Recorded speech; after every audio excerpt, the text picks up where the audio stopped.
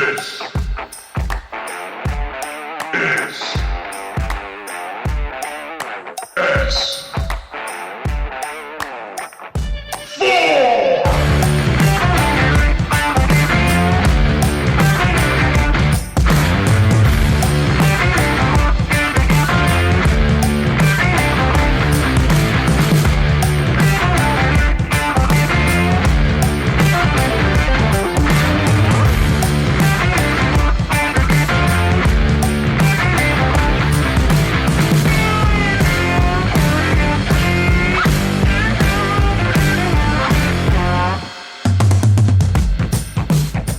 Sit back, relax, and keep your eyes to the skies.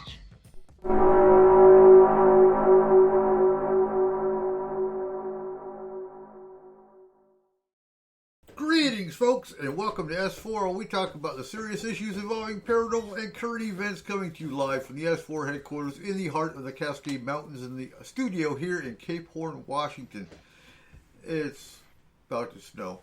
Oh, whatever. It is. You know, you've said that every week for the last 3 weeks. I know it, but it's right over the house, so yeah. Anyway, tonight it's November Roundtable with Barry Gaunt, Kentucky MUFON, and Into the Fire Radio, Will Hovenden, our Army representative, active duty combat medic, stationed in Georgia, Arnold Hampton, our Washington State Parks rep, and Joe, our California rep and geologist and master of pointy sticks. Da-da-dun. Anyway, how's everyone doing tonight? Fantastic. Good. Oh, and no, Tim. Hey, I'm Tim. not a turkey. I'm not either. Oh, you're not either? Oh, okay. I am definitely not a turkey. All right, so how's everyone doing? Are we ready for Thanksgiving coming up? Oh, yes, I'm waiting for the attack of the monster turkey. Yes, I can't wait. I think we're having turkey, ham, roast beef, all kinds of other cool stuff. I told the kids. Our governor says we can't have Thanksgiving. You know, we can only have 4 people at Thanksgiving dinner. It has to be out. It has to be outdoors, and you can't do any singing or yelling. Oh, yes. But see, the loophole is that you can have 30 people at a funeral. So everyone's coming over to my place for a funeral I'm having for a turkey that's going to die the day before Thanksgiving. We can have 30 people over, and it's just a celebration, you know. Yeah, celebration of life. Celebration of life. Celebration of life. Oh. Yum. As you That was a good old turkey. I told the kids that Gobble. we're going to have a turkraken. Yeah. A turkraken? A turkraken. Oh, that's so ugly too, isn't it? It's turkey. Tentacles coming out the turkey butt? Well, it's squid stuffed inside of a chicken stuffed inside of a turkey with crab legs Yeah, on the sides. That's ugly. Oh. That's like alien. Yes. Turkraken. For And then you everybody. pour soy sauce on the tentacles, and they start moving. That's just creepy. Gosh. So we're going to start Roundtable off with Cole tonight, actually. Are you sure you want to do that? Yeah. Oh, God. Okay. So, I want to ask you guys a question. Is the belief in UFOs, aliens, psychic powers, etc. growing because the belief in religion is dying? I honestly don't think religion is dying. You don't? No, not really. No, it's changing to leftism. I think it's... Oh. That's I think it's evolving. I think it's turning to more spirituality and not necessarily organized religion. That would still be the death of religion. Not necessarily. Yes and no. Go ahead, Joe. Well, I was thinking that, I don't think necessarily that religion is dying. I think some religions people are fed up with. But I think people will still believe in a higher power, whatever that might be. Right. You got, thousands of different religions, thousands of different beliefs. I think spiritual people are going to be spiritual people whether they go to a building on Sundays or Saturdays or not. And as far as the supernatural, I think it's becoming more mainstream because, I hate to say it, but it's on TV all day long on every channel. There's always something. But what you're watching And on so I TV think half people the are time- being more exposed to the idea of ghosts, Bigfoot, and all the rest of that. And people are starting to think about it. They've got nothing else to do. They're all locked down, you know. But what a lot of the shows on TV are saying is that your religious beliefs are absolute fake. Those were aliens. Oh, No, are you know, I'm not replacing hearing aliens that. with I'm not hearing that at all on gods. these shows. I'm hearing that, no. you know, you can still have your religion and you can still believe in that. It doesn't necessarily exclude the possibility of some guys landing in a spaceship or a big, hairy, 8-foot guy walking out of the woods. It's not an either-or situation. You can believe in both. Yeah, and you're talking about the Ancient Aliens episode that was completely disrespectful. Yes. Yeah, absolutely. Yeah, Ancient Aliens, I haven't seen it. Cole has told me about it, and he was pissed off, and I don't blame him. I'd be pissed off, too. But they basically had what tribe? It was a North Dakota Crowfoot tribe. Yeah. So they had a tribe explain the creation story, and what's his face? Crazy hair. George Stocker George Tsoukalos. Tsoukalos. Yeah, laughed at him and said, no, that's all fake. What actually happened was the aliens came down and, no, you know what? So I might not agree with some religions, but if that's someone's belief, you do not belittle it. Exactly. And he on TV, on Ancient Aliens, completely bashed a native tribe and their belief and said it's aliens. No. Like the chief's eyes, you could actually see the tears in them You know, when the interview was over. And when I see that crap, no. That's when you just... So, like, he was blindsided. He didn't know that's what they were going to tell him. And while I believe in aliens, I don't believe in alien religion. I just... No. We've heard enough about UFO cults. Look at Heaven's Gate. Look at Nation of Islam. Look at... oh, God, what's... There's too many to list, but... You know, religion's religion. I don't think it's going to die. I think some of them are going to lose followers. But religion in general, everyone's got to have some kind of belief. Even to me, even an atheist has a belief. If you walk into your home, and I've used this example before, but if you walk into a home, you turn the light switch on, you know that light's going to come on. That's a belief. A real shallow one, but it's still a belief. Everyone's got something. You know you're going to be breathing when you wake up. Hopefully. Hopefully, yeah. If you don't, then you're going to be talking to us on a spirit box. But, what's your thoughts, Barry? I'm kind of with Joe on this, and I'm kind of sitting in the hot seat, I guess, because of the fact that he's right. I think that the supernatural and all that stuff has been made a lot more popular because of the TV shows. But at the same time, there are certain churches that are not helping themselves out very much at this time.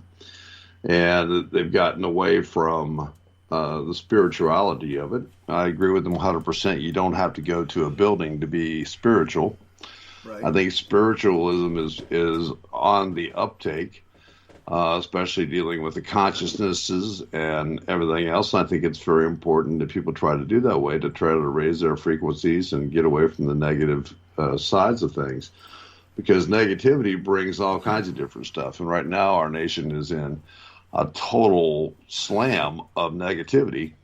As far as the ancient aliens destroying the tribe and everything else, totally ridiculous. I think that the Native Indians creation story is a very important one. I can't believe that they would do that. I haven't seen that show yet. You're talking about the new show that just came out? I don't know. It was first season episode, I think 3 or 4. Okay. Well, they just started a new season They're last on like Friday season night. 10 or something by now. I mean, Yeah, I think 16, season 11. 16, Yeah, yeah. but you know, it's kind of like going when you you know, we have to believe in something, right. and we have to you know, whatever that is, whatever you go to bed at and you pray for, or you talk to your great spirit, God, whatever that may be, I think that is important to do. Believing in certain societies or churches, I think is totally wrong. And I can see some of them falling. And one of the ones that I can see falling, I hate to say that, is probably the Catholic Church, because of where they have taken a lot of the stuff and the things that they've kept from people. And if anyone... We're trying to do better. You have to admit that. Exactly. You gotta admit, a lot of what the Pope has done in the last 4 years has been amazing. Yes. But, you know, I think there's a lot more that they can do to release some of the wonderful things that they have down there that protects their religion, because of the way that they have developed mankind and synthesized them into the belief of you have to believe this way or not. I do agree, and I hope he's going to live for a long time, because I believe he will do that, a lot of it. Yeah. But it's going to take time, because if he did it all at once, the entire Catholic regime falls apart completely. True. Like all at True, once. And exactly. he can't do that. He can't destroy the entire belief system, so he has to do it slowly, and it has to start with what has actually hurt people first. True. And that's from him. That's what he said. Yeah. So, I can't go with saying this Pope is great, or any of them, because I mean, they might have knowledge that they're not giving out. Well, that's up to there. I'd rather they did give out that ancient knowledge that they have, but that's neither here nor there. The thing that pisses me off is the pedophilia that's just going insane through the church and has been for centuries. And when they know a guy is doing something, instead of turning him over to the police, they just send him to another parish where he does that same thing over again. And that's just wrong, and that's ingrained in the Catholic Church, and I can't handle that. As of last week, that is no longer allowed to happen. Yeah. Yeah. Well, you know what? And I think that's, I mean, and I've got to side on Joe there, but unfortunately, it's happening all over the country, and it's not being put out. It's not being done anywhere. And, you know, when you have the people that are involved in it are the muckety-mucks of the world, and they control damn everything, you know, you think that they're going to be going out there trying to stop that? No. They'd rather hide it. And that's the bad part. But at the same time, you got to consider that America did that, and so did Canada, and it wasn't a religious thing; it was a government thing with the natives. Right. Yeah. Fuck. I don't know my grandparents. I never will. They died, and I will never know them, because my mom was taken away from them and taken into a freaking other family, and the family that she got put with was treated her very well, but still, like. It's not just a religious thing with that stuff. It is an everybody thing. To blame it on a religion or something else is very short-sighted. Yeah, well, I was looking at it as, and I was speaking of the pedophilia side of it, and not that side of it. But you are 100% right on that side. The pedophilia side is not only rampant in the Catholic Church. It was rampant in the Catholic Church, but it was rampant. It's been over here. And due to whether it's for election persons or all that stuff. Exactly. I mean, every large organization has a little bit of a horrible in it. I mean, it seems like almost every other organization that has more than like 10,000 people in it seems to have at least 2 or 3 people that get cited for this every freaking year. Well, in all fairness, the Catholic Church, although they might be the most exposed, It happens in Christianity. Look at all the it does. evangelicals. Oh, yeah. I mean, come on. It's not just the Catholics. The Catholics get the most crap over it, but it happens in all the other denominations too. It happens everywhere. That's what it is. I mean, that's what I'm saying. It's happening everywhere, and nobody's doing a dang thing about it. Nope. You know, it's like hiding the damn stuff, and that's a sad thing. The Pope did one of those. It's the same as what the president. One of those signature things that he does. What are those called? Executive orders. So the Pope signed one. So he signed something into law for the Catholic religion that states that if someone is caught doing that, it is required that they are immediately. They are no longer a priest, and they are immediately taken to that the jurisdiction of the area and charged. Good. And if they are that should have been done all along. But if that should have been done a long time ago. If the town refuses to charge them, they are brought back to Rome and charged by Vatican law. Oh, that's even worse. Yes. So you know that 8th level. Can't we just go basement? old school and burn them at the stake? Well, absolutely. But you know that 8th level of the basement that they have at the Vatican? They're going to the 9th level. that would be a great reality show. Yes. What the hell? Pedophile or priest? torture. Like, what do you call that? Reality TV. Watch pedophiles get burned at the stake. Hey, there you go. That's it. God. Hey, JoJo. Welcome. Oh, man. Well, hey, Joe's going to be hired to throw pointy sticks at him. And Joe, what's your first question tonight? Let me see here. Let's go old school. And have you ever seen a full-bodied apparition as far as ghosts go? Now, I'll start off with saying I never had, but a couple of weeks ago I watched a shoulder and an arm walk across the living room floor in front of the TV, and it was fairly solid. It wasn't a full body, but it was a shoulder and an arm, and I recognized it immediately for what it was. It was kind of smoky, but it was well defined. Mm-hmm. And there was nothing. There was no smoke in the room or anything like that. It's the closest I've ever gotten, but it was something. Right. Are you still getting your apparition? Yes. And I didn't send you the video I took, but it took a little bit longer for it to show up today. But it had some little bit more definition, like in the hand area and stuff. But yes, so you're talking a class 6. No, class 6 is what we in the Army call the liquor store. Class 6 apparition is corporeal form apparition. Okay. Yeah, he's been having that since he moved into the apartment. Huh. Yeah, but Eric, when I showed you the video of how the light would flash and stuff like that, yeah, I was doing the same thing and nothing was happening, and then all of a sudden the light just started going berserk again in the video, and then it appeared, but you could see a little bit more in the hand area definition. Huh. Well, keep documenting. I want to see some of your video stuff. And it's not threatening at all. No, well, I'll back up. The other night, I'll back up. It's not threatening me. It seems to, I'll say, play around, do tricks on my wife, because she tried to come out of the bathroom the other night and had to call for me because she felt like there was something there not letting her go through. Huh. Is that the same? Does it feel like the same one that was at your motorhome? No, she says. Okay. No, the one at the motorhome was more aggressive. Right. Well, let us know if anything changes. I will. Does this happen I'll send you the video. Yeah. Does it happen at the same time all the time?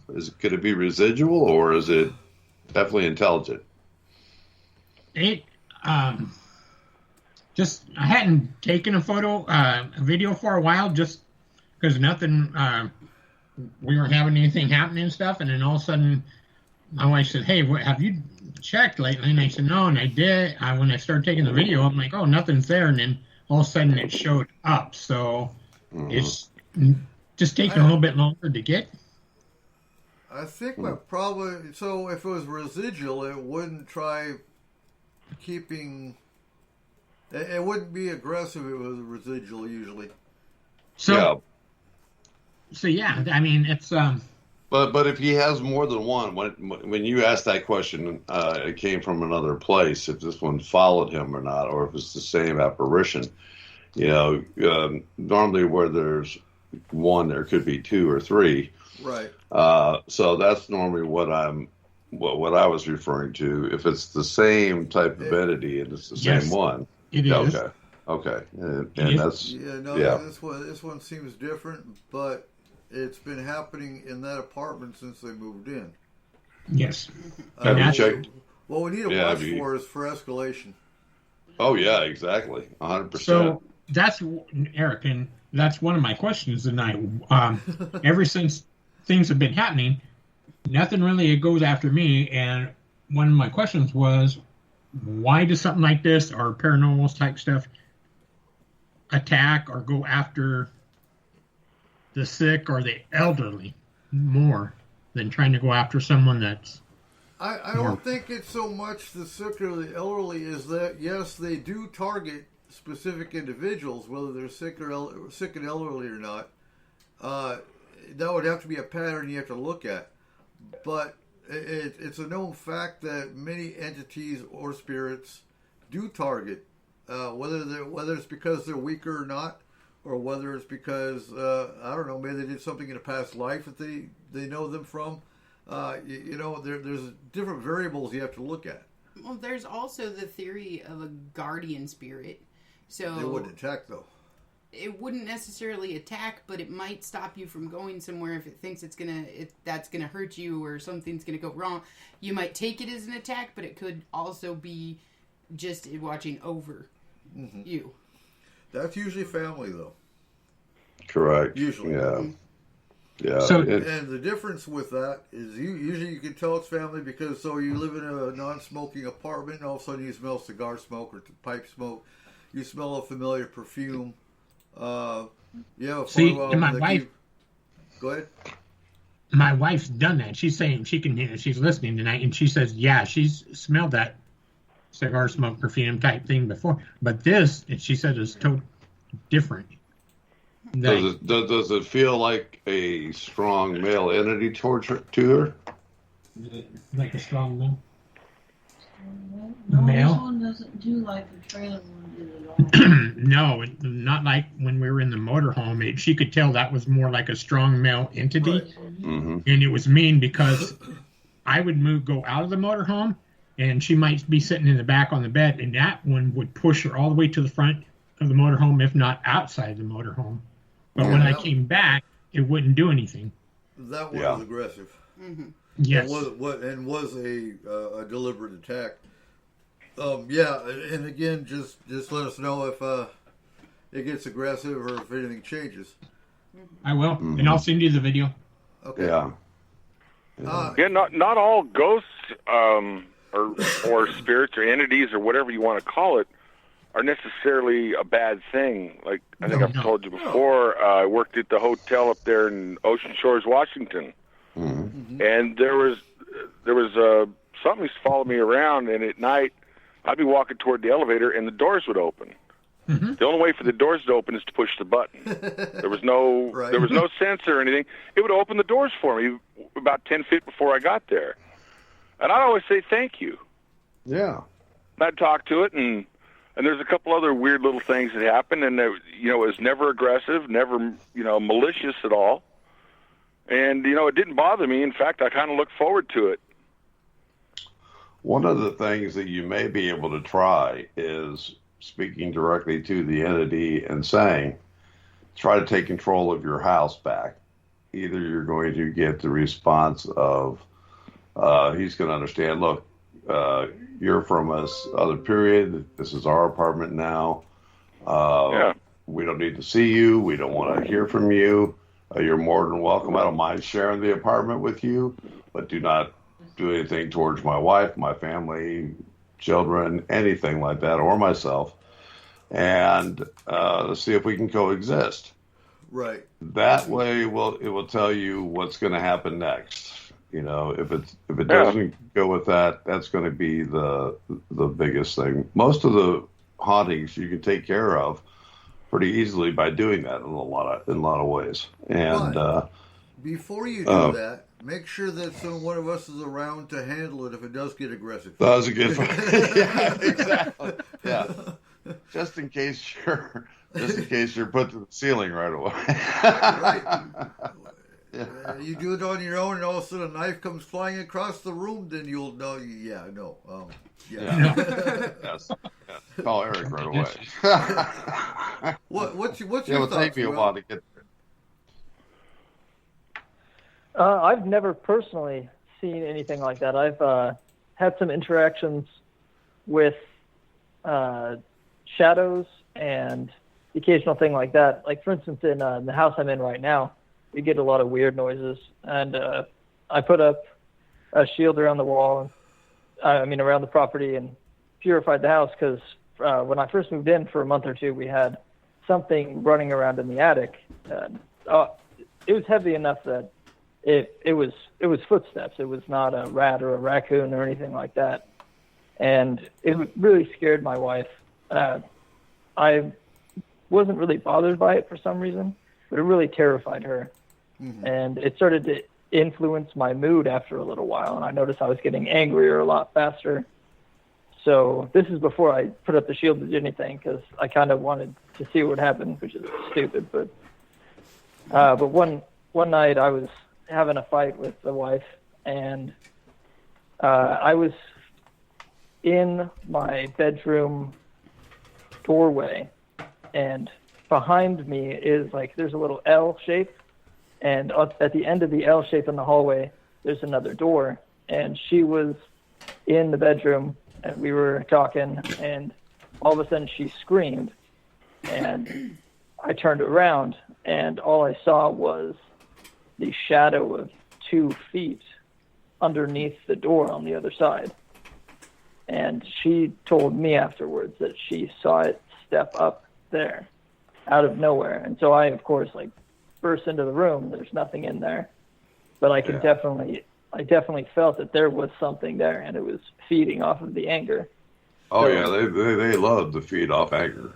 That's one of the things that they will do. Any type of negativity like that, and that leads you to believe more in a spirit that is a little bit more aggressive. Right, and it definitely was terrorizing her, because I left at JRTC a few months before I went overseas, and she would hear it walking up and down the hallway, and often it would walk from the living room down the hallway loudly and then just stop right outside of her door. Mm-hmm. And it terrified her. So one night she had over one of my medic friends to come hang out with her, and both of the girls were chilling in our bedroom, and all of a sudden it just went berserk. It was running up and down the hallways. It was thumping and crashing, and then it just stopped outside of the doorway, and both of them were absolutely terrified. So as soon as I got home, I cleared the house and put up a shield, and I put a lot of energy into it while I was overseas to keep everything out. She said as soon as I did that, she never had anything, but it's been months since I really did anything other than put energy into it, and it started to come back recently. I heard it the other night running around upstairs, and the night after that, I felt that there was something in our bedroom. I woke up just out of the blue, and I felt that there was something at the end of the bed, but I've never felt it malicious towards me. So it's not touching her or anything, is it? No. It was just, so I have 2 dogs, and every once in a while, they'll come walking up, and I can feel that they're there. Mm-hmm. Right? After a minute, you feel oh, my dog is here. Yeah. You kind of get that presence. Usually, you already know that they're there, but you know that you got that that presence of them. It felt like that, something was just sitting down there. And at first, I thought oh, my dog must have come in, and then I looked over, and the door was closed and locked, and I was like, okay, no, it's in its kennel. And I woke up, and I looked around the room, didn't see anything, but I still felt it down there. So I was kind of weirded out, but I didn't feel in danger or anything like that. So I just went back to sleep. And then the night after that, I was sitting in the front room, and my wife was closing up her work. And I was just sitting in here. I was reading a book on ceremonial magic, which is actually one of my questions that I'll talk to whenever I get to it. But all of a sudden, the light in my kitchen just went off, and I instantly had like this feeling that something was there. And of course, like being in my profession, my first thought was, okay, go grab a gun, clear the house. I did that. Obviously nothing in there. Flipped the light back on. And I haven't really seen or experienced anything since that night a couple nights ago.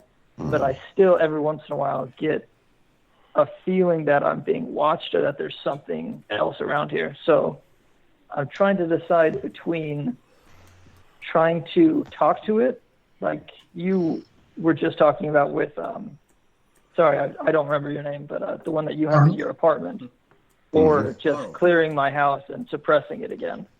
It did not leave as I thought it might have. It's still here, and I don't want to suppress it and then it come back in a couple months and continue to do this. I'd like to solve the problem, but I'm still trying to decide what exactly I should do. And that's why historical research of a location is so important, because oftentimes you'll find what a lot of people don't understand is spirits were living at one point in time, and until they pass over, their personality and who they were does not change as a spirit. So if they were an a-hole in life, there couldn't be an a-hole as a spirit. Yeah. So once you find out who the jerk was that used to live there, potentially, you can find out who they were and possibly what religion they were, because that does play a part in clearing them. Sure does. Okay.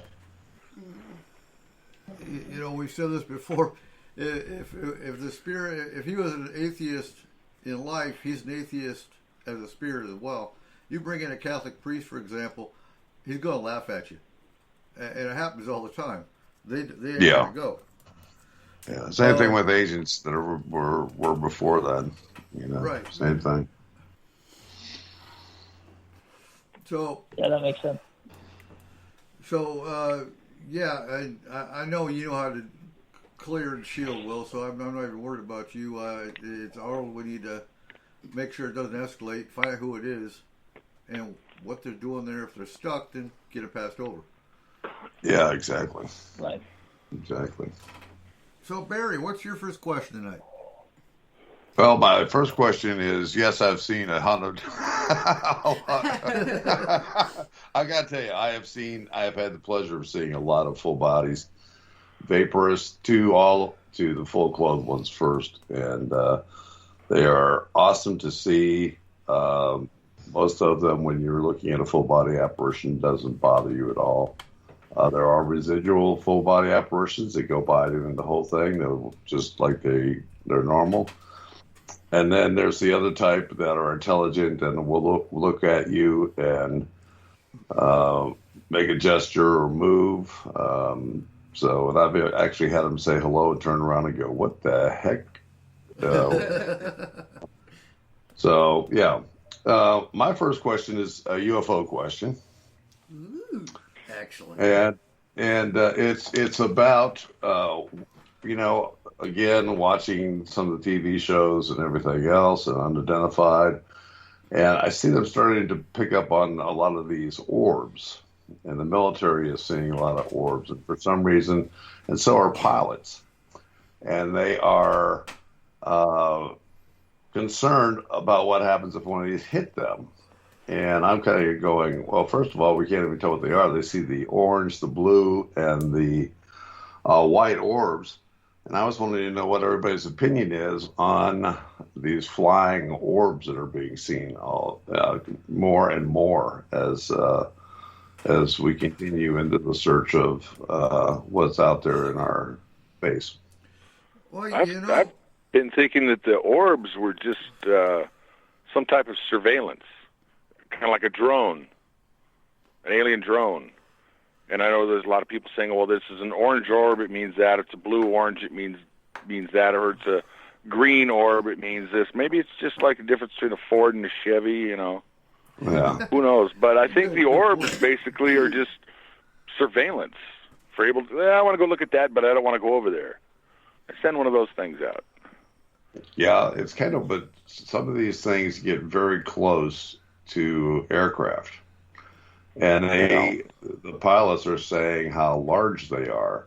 You know, when we are on the ground looking at an orb, it doesn't seem to be very big to us. We can't have any idea of the size until it comes down closer to the ground. And I've had reports of giant burning orbs, orange orbs that just are pretty amazing. And to see them at 35,000 feet flying with you or above you, do you think they have more structure than what we think that what I would consider an orb to be? Are we misidentifying them as an orb? Well, I was thinking about the little orbs as the little 1 foot size ones that like float through the forest, and maybe they'll follow your car, or you'll see out in the woods or something. But yeah, as far as the big ones, I think that might be something different. Yeah, I personally have seen the orbs that are in the woods and go around trees and everything else, and then they'll go into the sky and go away. I always kind of thought they were like a personal vehicle that they brought down to do an experiment, and it goes back to the mothership or something. I'm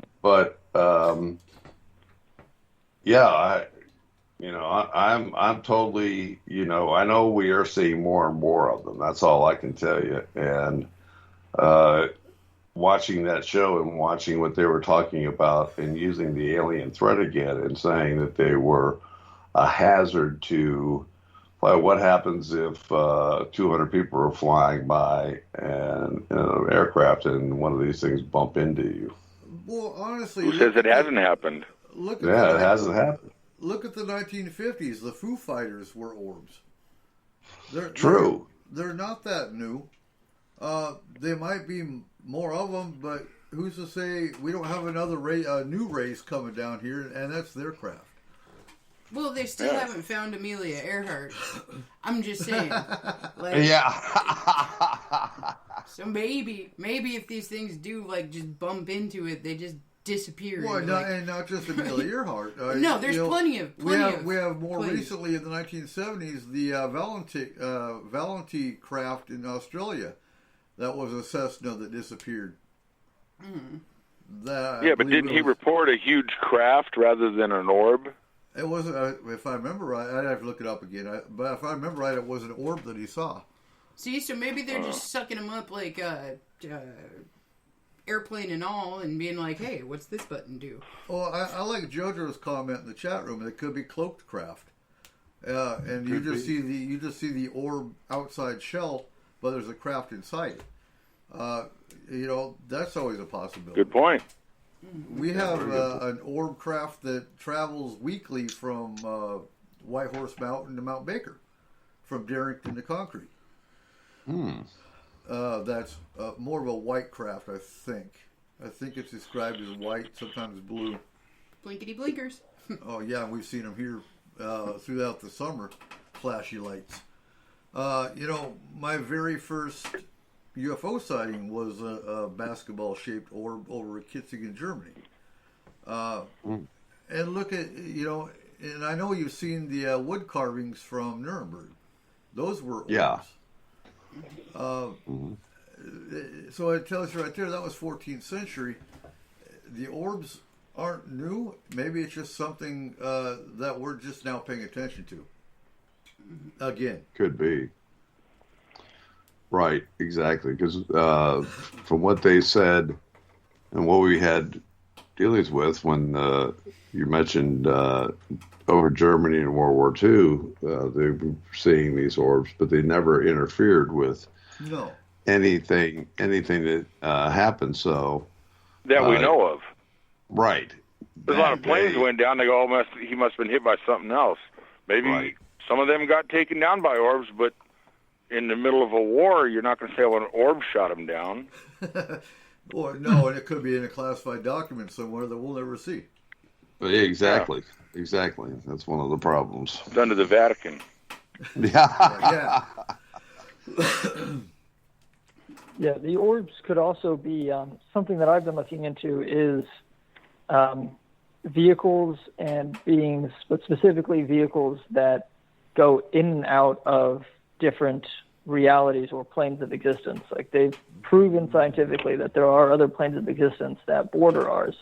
Yes. And from looking at a bunch of other things, including Bob Lazar's research and his testimony that he came forward with, a lot of these vehicles specifically, I don't know about the small lights that people see in the woods and in their houses and stuff like that, but to travel the way that they do on a physics level, they could not do that within our plane of existence. So it could be what we can visibly see of a craft that is maneuvering in a bordering dimension or plane, or something that is in a mix of both another plane and our plane and is showing up like that to us. I like that. It's just our perception of what it is. Right, exactly. And it could be from a 4D or 5D dimension, and us being a 3D dimension can only see so much of it. Exactly. Well, and with if you're time jumping or portal jumping, it would explain why some of these orbs just blink out. True. So, Will, what's your first question tonight? My first question is about jinn or shadow people. I'm not sure exactly what they're called, but they seem to be a lot. They seem to present a lot like ghosts, but they're much more corporeal, and they only show up as black shapes. I've been seeing a lot about them in different videos that I've watched and things that I've read. I just want to know if you guys have any experience with them, if you know if jinn and shadow people are the same thing. It's just called different names in different cultures or time periods. And if you know anything about what their purpose is, if they have goals, or if they're just another form of spirit or entity. So jinn and shadow people are two totally different things. Yes, okay. I agree with that. It also depends on what kind of a shadow you're talking. So some shadows are intelligent. They are. I think there's a whole lot. There's different kinds of shadow people. So you being based on your religious belief, you would understand when I say some shadows are spies. Witches can actually use shadows to spy on different people. Yes. Those are very easily identified, especially when you're astral traveling. You can actually see an energy link from that particular shadow to the actual person that's creating the shadow. The actual shadow entities, however, won't have the energy trail. Okay. There's, I don't know. Do you know much more? So as far as the jinn goes, real quick, jinn are primarily Middle Eastern. There's different kinds of jinn. Some are what you would call good. Some of them are completely malevolent. They're Wishmaster is a perfect example of jinn. The movie. They're along the lines of demons for the most part. But they are two different. Again, demons and jinn are completely different entities. Yeah, totally. Some people think of jinn as like trickster gods. Yeah. Other people think of jinn as born of fire. So basically, if you go biblical with it, and you say that like Adam and Eve were born of mud or clay, jinn were supposedly born of fire in some views. The other thing that they say about jinn is that it could be a magi that went too far into the realm and became something evolved. So there's a lot of different things and a lot of different beliefs on jinn. Now, Islam believes that only, I can't remember the name of the. Oh, help me out here. What's the name of the cleric for Islam? Imam? Yeah. So with Islam, I should have known that, but yeah, I'm having a night. So yes, with Islam, they believe that only an imam can actually remove a jinn. Well, doesn't that go along with it just being a cultural thing? All the attributes that are attributed to the jinn in the Middle East, it's the same things as what we call ghosts and spirits and demons over here. Right. It may just be a different name for the same exact thing that's going on. Well, it's along the same lines, too, that many believe that only a Catholic priest can actually exorcise a demon. We've proven that false. We've also proven false that only an imam can remove a jinn, because when we had the FMP team, we've actually removed jinn. You know, it's really about the belief in yourself, whether or not you can remove it. That's really what it boils down to. There's a lot more we could talk about with it. Did you want to have more about jinn and shadows, Barry? Well, you know, the biggest thing about jinn is that that's totally separate, as you mentioned. They are Middle East, but there are jinn here. Absolutely.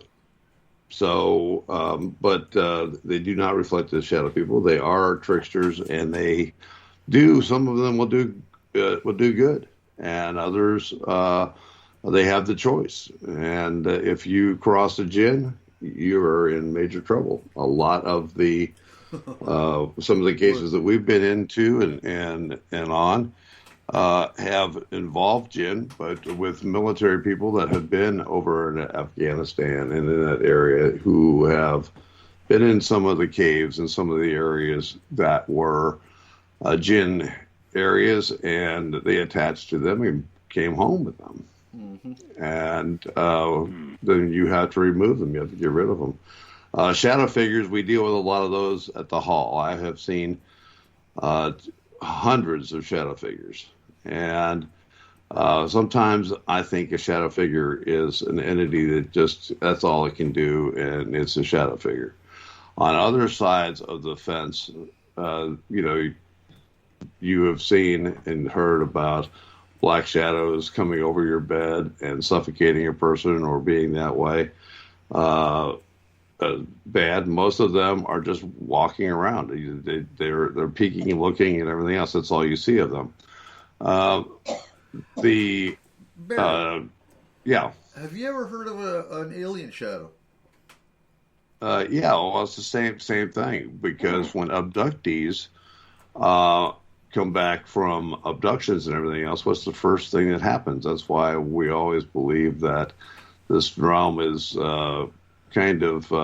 all go together, because of the fact that they have orbs in their home. They will see dark shadows. They'll see shadow people walking around their home and everything else. And same thing with remote viewers. Does a remote viewer leave an essence? Yes. Does an astral person leave an essence? Yes. Those are all things taken into consideration with shadow people.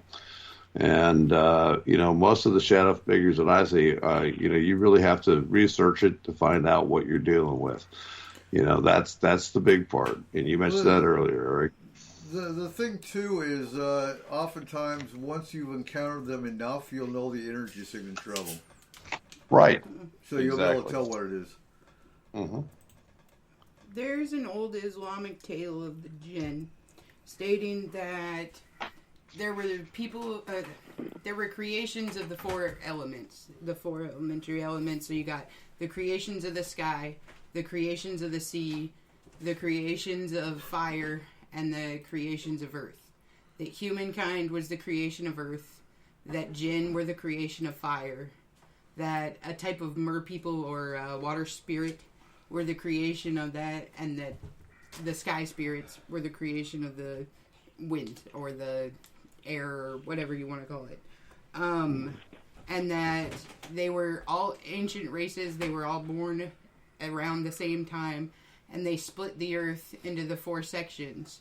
So the jinn went into the desert lands. The spirits went, or the water sprites went into the oceans and the seas and the rivers. The water. Yeah. The sky people that were considered like the fairies went into the highlands, the mountains, and the forest lands. And then the human beings went to the plains. Yes. And that is ancient stuff. And these are ancients, without a doubt. You know, they were here at the beginning of time. Yeah. Mm-hmm. And they're still here. Mm-hmm. Which is why we're still encountering them today. That's right.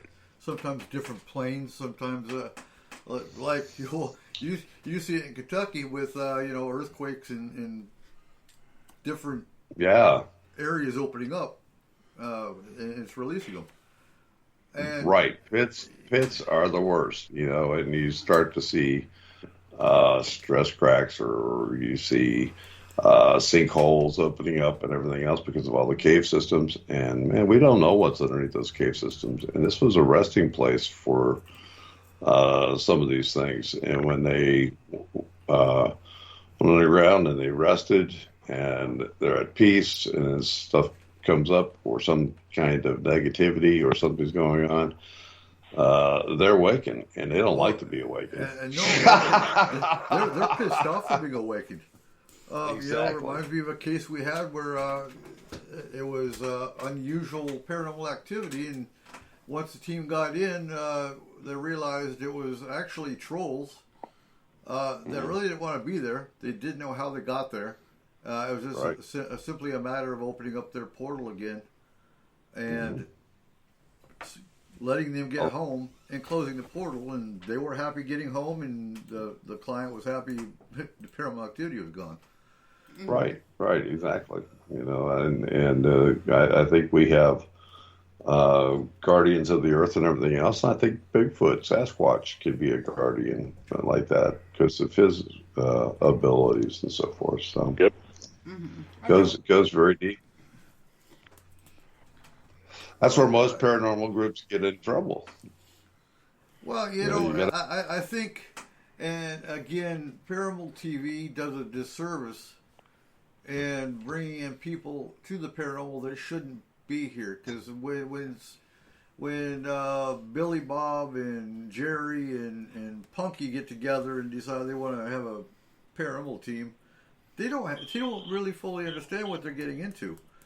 Right. Walking into just a typical, I've got things bumping in my cupboards and turning the lights off, and they just expect a spirit, which they've never actually encountered a spirit because they saw it on TV. Right. Yeah, exactly. The minute something shows itself, they're the ones screaming and running out of the house, and the client's going, "What just happened?" Now I'm in real trouble. Hire any kind of, or before you have any kind of paranormal team come in, do a little bit of vetting there first. And I've said it on the show before. Any team that's under 5 years old is newbie.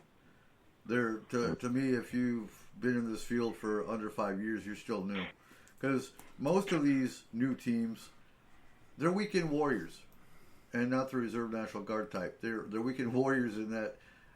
They get off work and they go ghost busting. That's all they do. Right. Yeah, and a lot of them go to cemeteries, and that's probably the worst place to go. Do you think that all these weekend warrior spiritual teams that are starting up just because, like you said, a couple guys want to go out and do this because it's done on TV, do you think they're stirring up things that wouldn't normally be stirred up, kind of like a bunch of teenage girls playing with a Ouija board? Absolutely, yeah, Joe. Absolutely. 100%. They're definitely stirring that paranormal pot. Well, and no, it's even worse when they go to a client's home. So if you want to do something and you're new to it, then sure, go to your local haunted spot that's public. Anyone can go there. Experiment with your toys and learn that way. the minute you enter into the realm of going to a client's home, you're expected to identify what the problem is and fix it. Not just get evidence, but fix the problem. That's what they expect of you. So the minute you and Billy Bob and Punky go screaming out of the house, you've done more damage than you can comprehend. Because now you vetted to the client that, yes, there is a problem in your home. They still don't know what it is. And now they're even more terrified.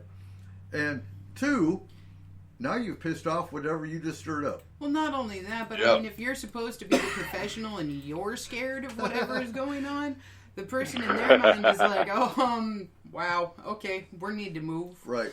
You know? Well, and some of them do. I can't count on how many times we've actually had clients that were living in a hotel because they're too terrified to go home. Oh yeah, I've had the same thing, and the funny thing about it is sometimes you have to work a house more than once. Yeah, absolutely. You just can't. These teams go in and they go, oh, it's the weekend, I'm out. I got a client that wants me to come look at their house, and man, they do no research, they don't do anything, and they go in there and they stir the pot. And just like everybody's saying, and oh my gosh, what a way to go. And then they leave, and they leave the person hanging. Yeah. Now, there is evidentiary teams as well. I will say that there is a place for evidentiary teams. But they're usually right up front. Yes, when you specifically say we are only here to collect the evidence and see what this could possibly be, but you have you are straightforward with them that you are not removing it. You're not. Yes. Yeah. Right. We're gonna get the pictures. We're gonna get the EVPs.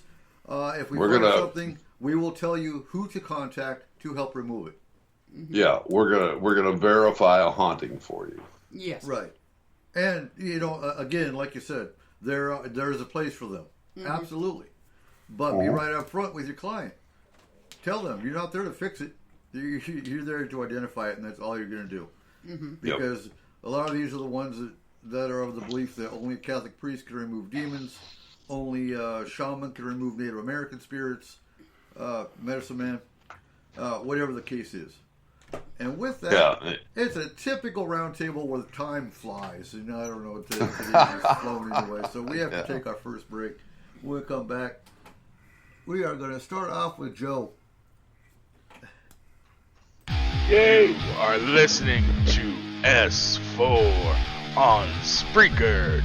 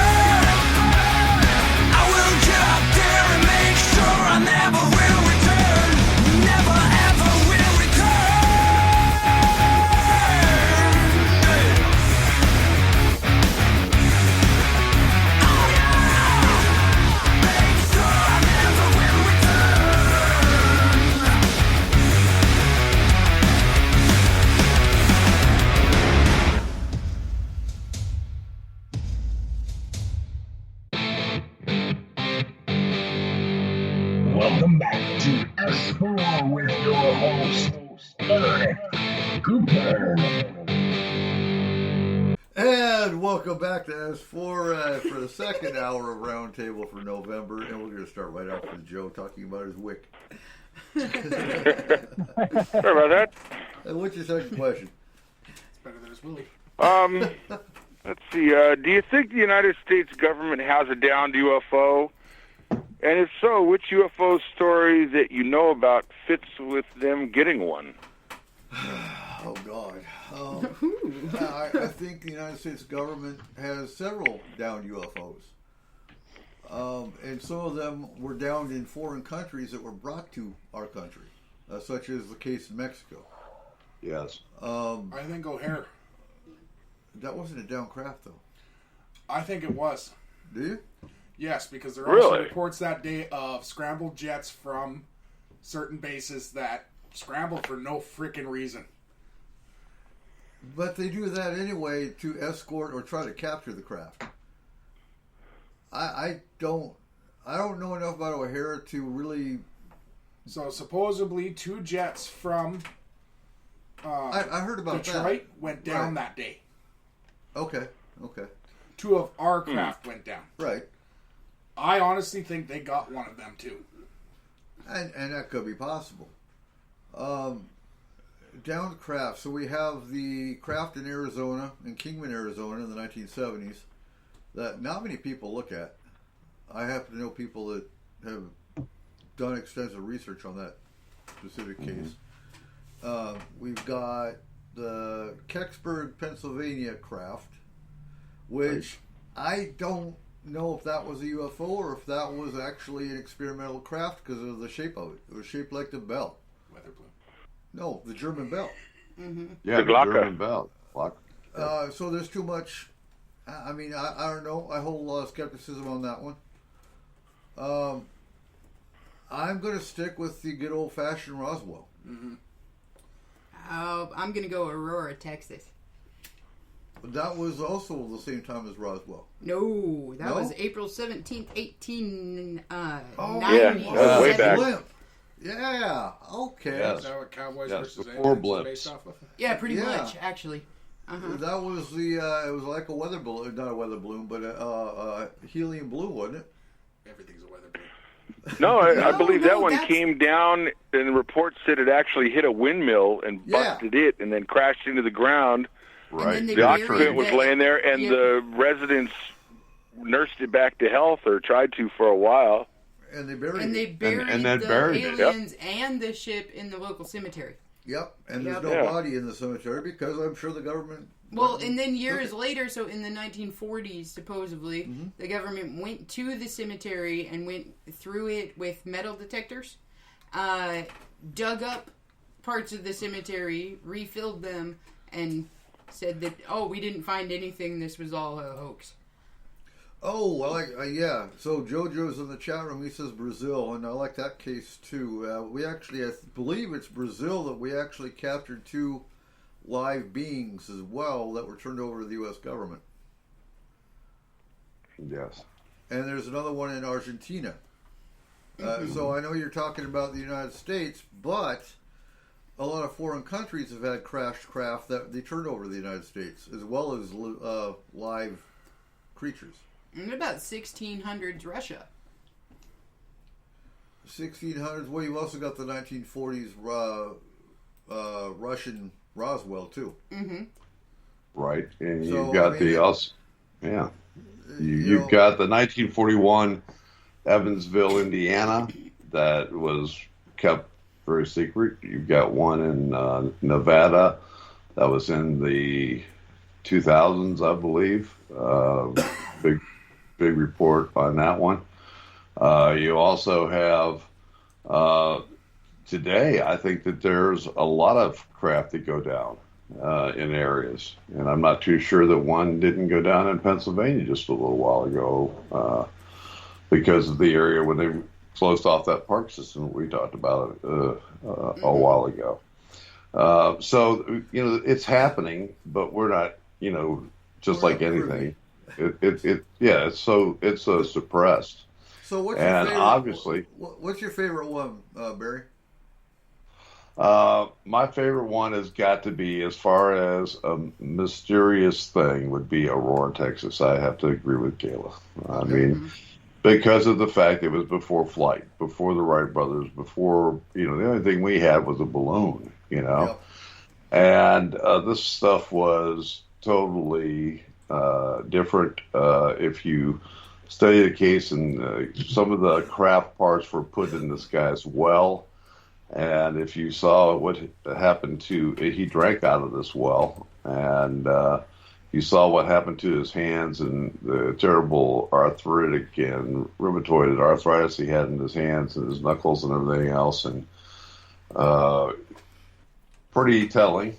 And not to mention the fact that it was public knowledge. They had it in newspapers. Yes, it was public knowledge. It was in the paper. It was everything. And Jim Marr did a lot of good work on that. There's another guy. The one thing about the Aurora incident was the fact that nobody said that it wasn't real until the 40s. Until the 1940s. Everybody was totally cool with this completely being an alien crash site, and they buried them in the local cemetery until the 40s came around, and they were like, no. Well, I think that's when the government really started clamping down. Uh-huh. Yeah, well, after 40, in 47 and in 48, and 47, you have Roswell. 48, we have the case of the Mantell crashed airplane chasing a UFO, and nowadays you don't even hear about chasing a UFO because of the fact that if they are downing them, it's some kind of an accident that happened with a helicopter or something like that. And sorry, your family was killed in this incident, but it's all made up. They're not going to tell you why. So why what they're changed? like that. What do you mean? What changed? Because we all of a sudden we got aircraft of our own up in the air that UFOs became a threat to hit. No, I think it was.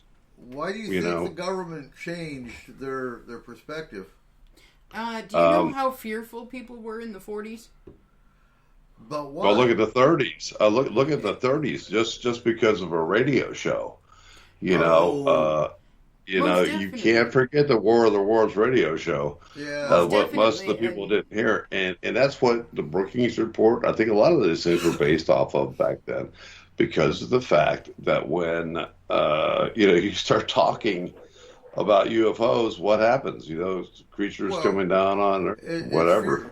It all comes down to fear mongering. Yes, exactly. Mm-hmm. Well, before that point, aliens or UFOs or anything like that were seen as either gods or they were seen as good. Okay? Like, realistically, most of them were seen as good creatures. They came here, they helped us do this, they helped us do that, everything else.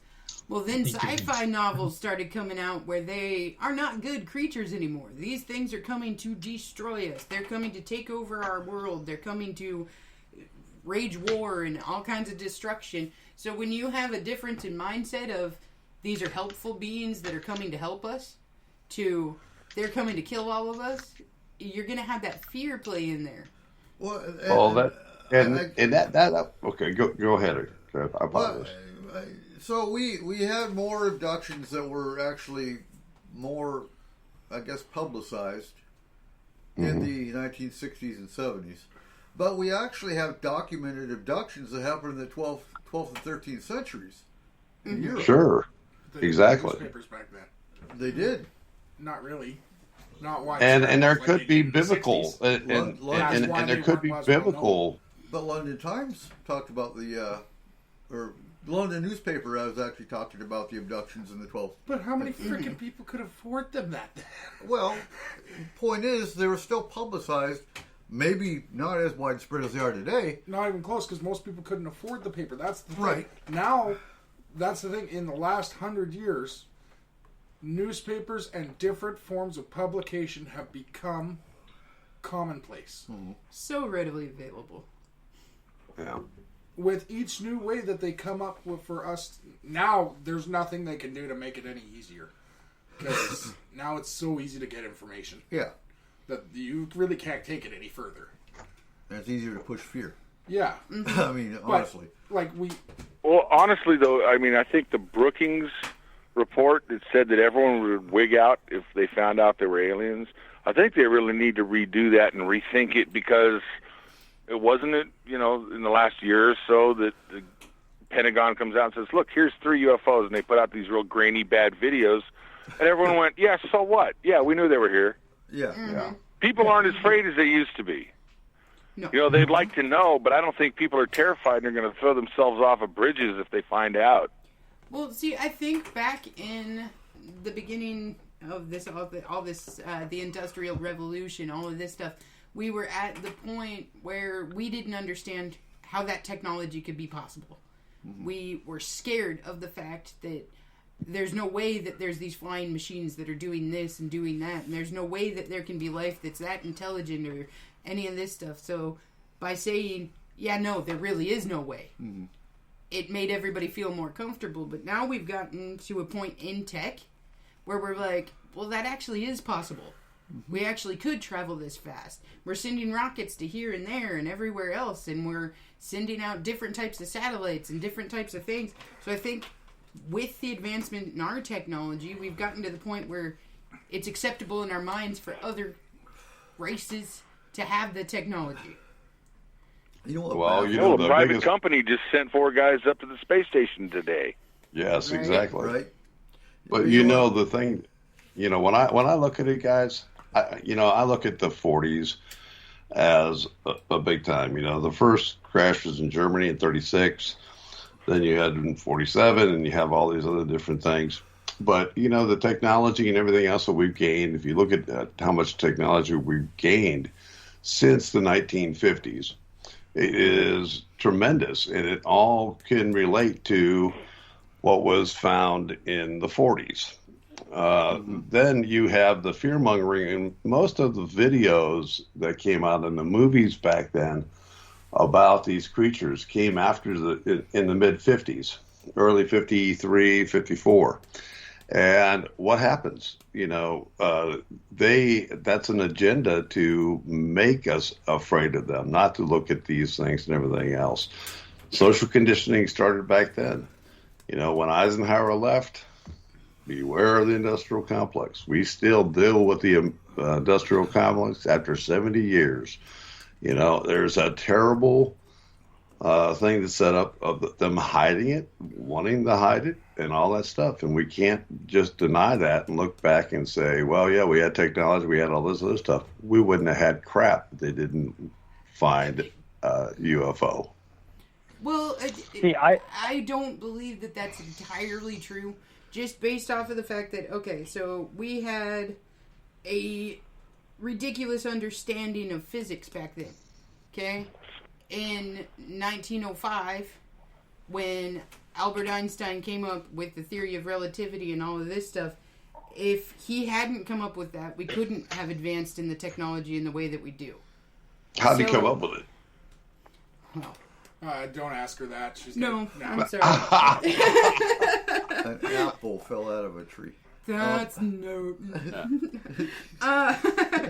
No, so I mean, not only, I think that we would have eventually gotten there anyways, that we were on the path to get there. It might have speeded up the fact that we had this technology a little bit sooner than we thought than we were supposed to have, I guess, going off of our own minds. But we would have eventually been to the point that we're at now without it. You remember what a computer looked like in the 1960s? Bigger than it was like a warehouse. A warehouse. We didn't even know about microchips. We didn't even know anything about that. What did they pass around? Corso and his books and everything else. Whether you believe that or not, I definitely believe that it had a lot of influence on where we are today and some of the things that we have. Because we just didn't make a leap. Yeah.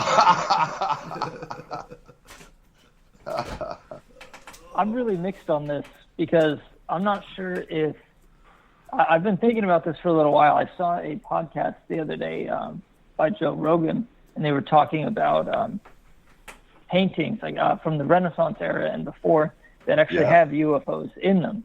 Yep. And I thought that was fascinating, and I looked them up. I ended up coming across the book Chariots of the Gods, talking about descriptions of alien spacecraft and compounds that are described from way, way back then. So I'm unsure if it's being suppressed now because they don't want people to concentrate on that. Because that's a huge thing. If this stuff is available and it's out there, then that's a massive shift in everything from our social to economic systems within the world.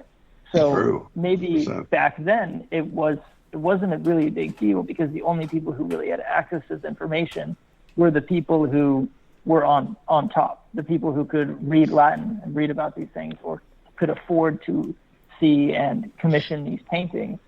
And so it wasn't really a big deal that everyone knew about it. But like you were talking about with the advent of mass-produced media and it being available to everyone, now they realize, like, hey, we can't have this massive shift because then it stops people from doing the things we want them to do.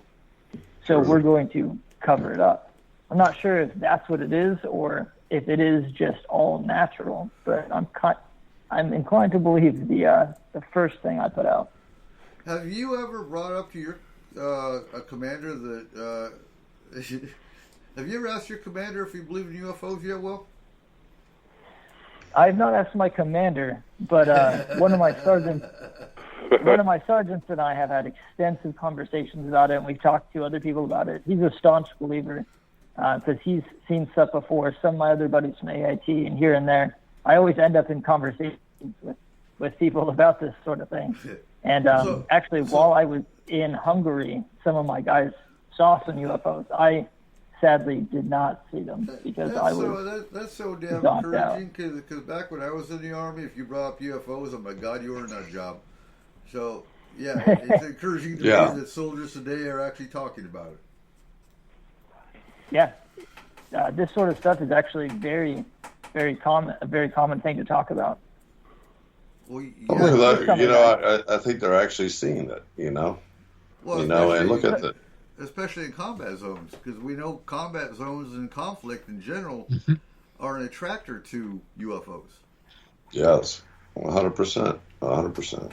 And, it's strange. I mean, plus we also have military hardware that we don't even, as civilians, we don't even know about. And, they keep secrets from us about all kinds of different things.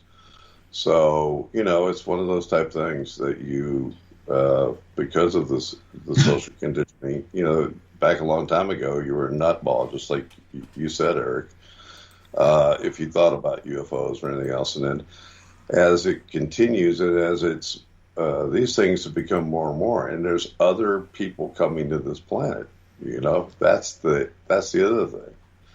When all these, after the Roswell crash and all these other things, different races started showing up here.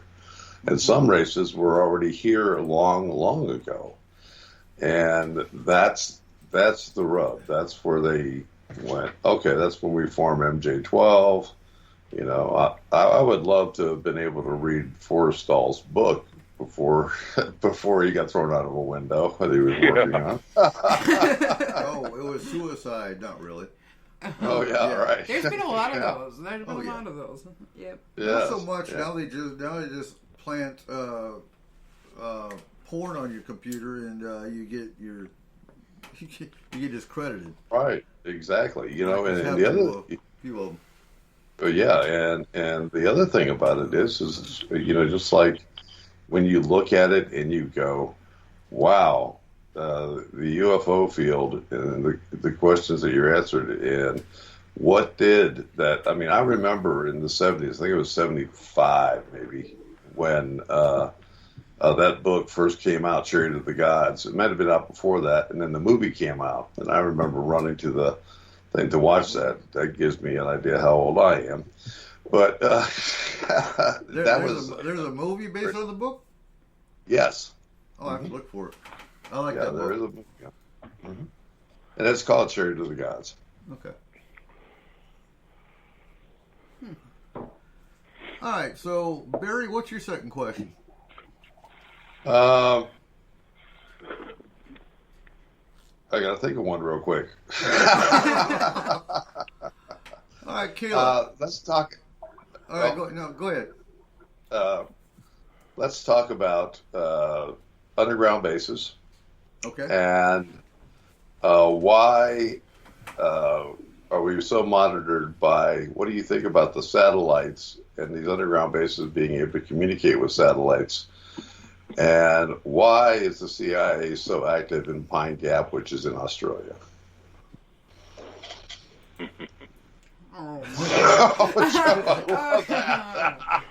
Way to open Pandora's box there, Barry. So back in the 90s is when I believe they started building the underground base under the Denver airport. Mm-hmm. And at that point in time, we had Yahoo, but we didn't have Facebook. We didn't have the platform I used was ICQ.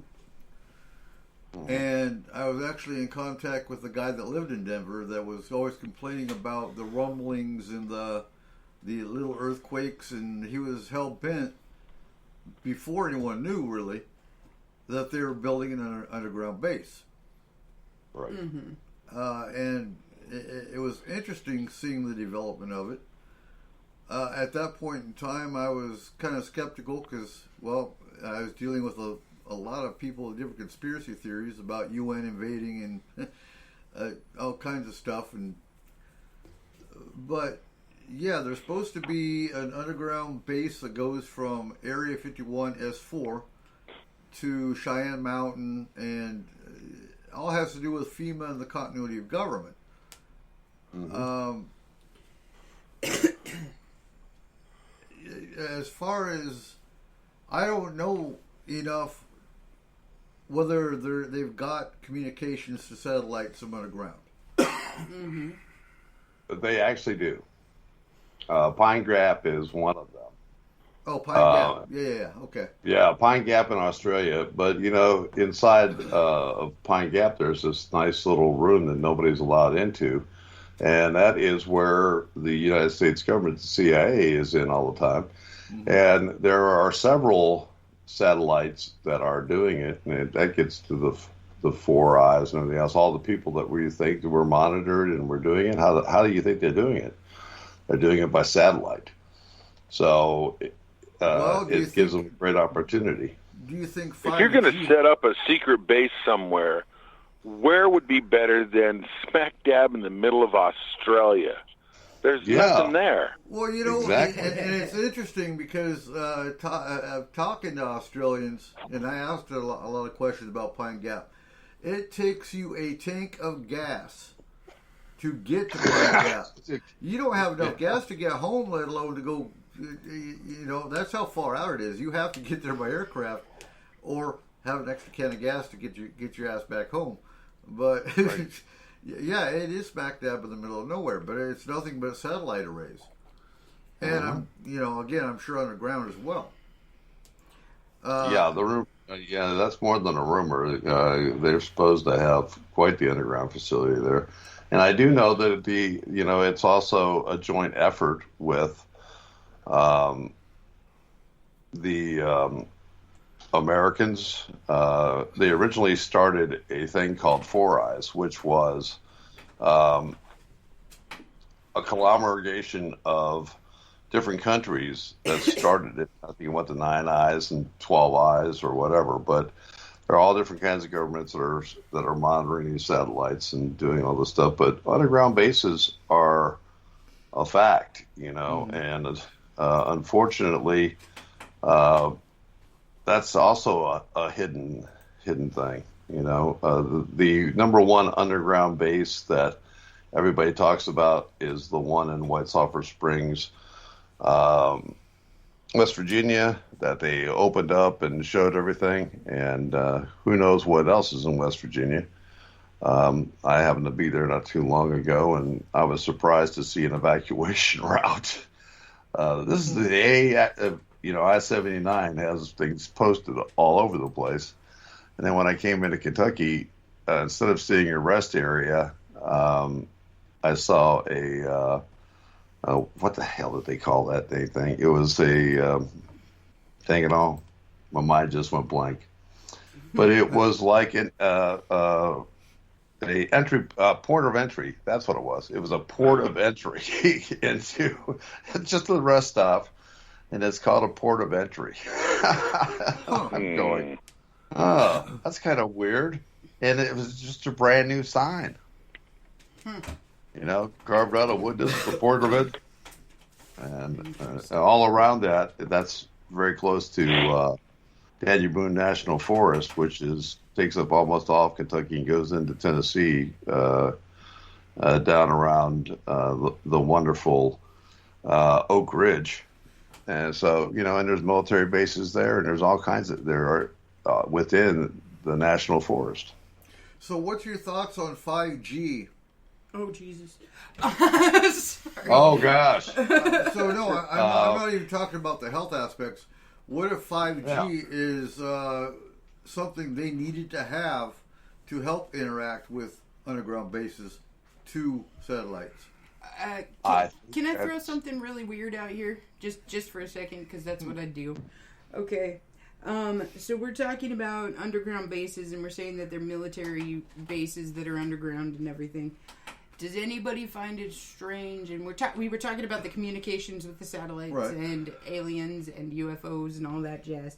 So there's one person that happens to be a founder of, you know, a satellite company. I mean, SpaceX.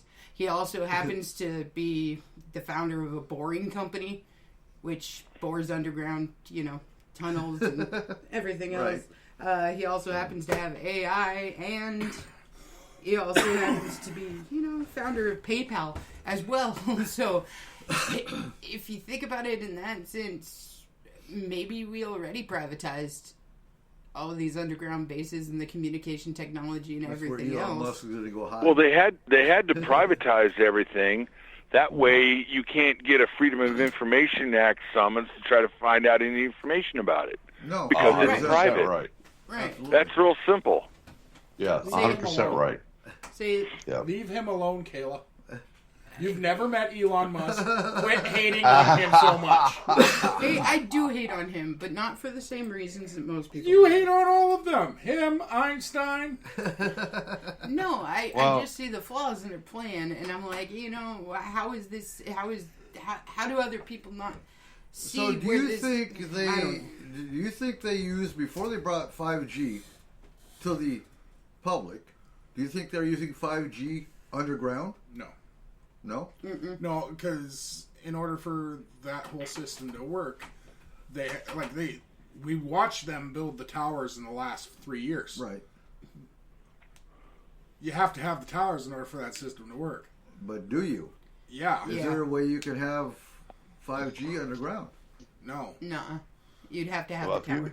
If you believe in some of Tesla's theories and the magnetic properties of Earth, then you don't have to worry too much about it doing it. 5G does a lot of different things to allow more. And if it, you got to remember something. When you put up, 400,000 satellites in it, and if you go to, just look at Project Prism or Prism satellites, and you look at some of these satellites that are out there, and they are nothing but surveillance. But what they do is they start them up as something different, and then they turn them into surveillance.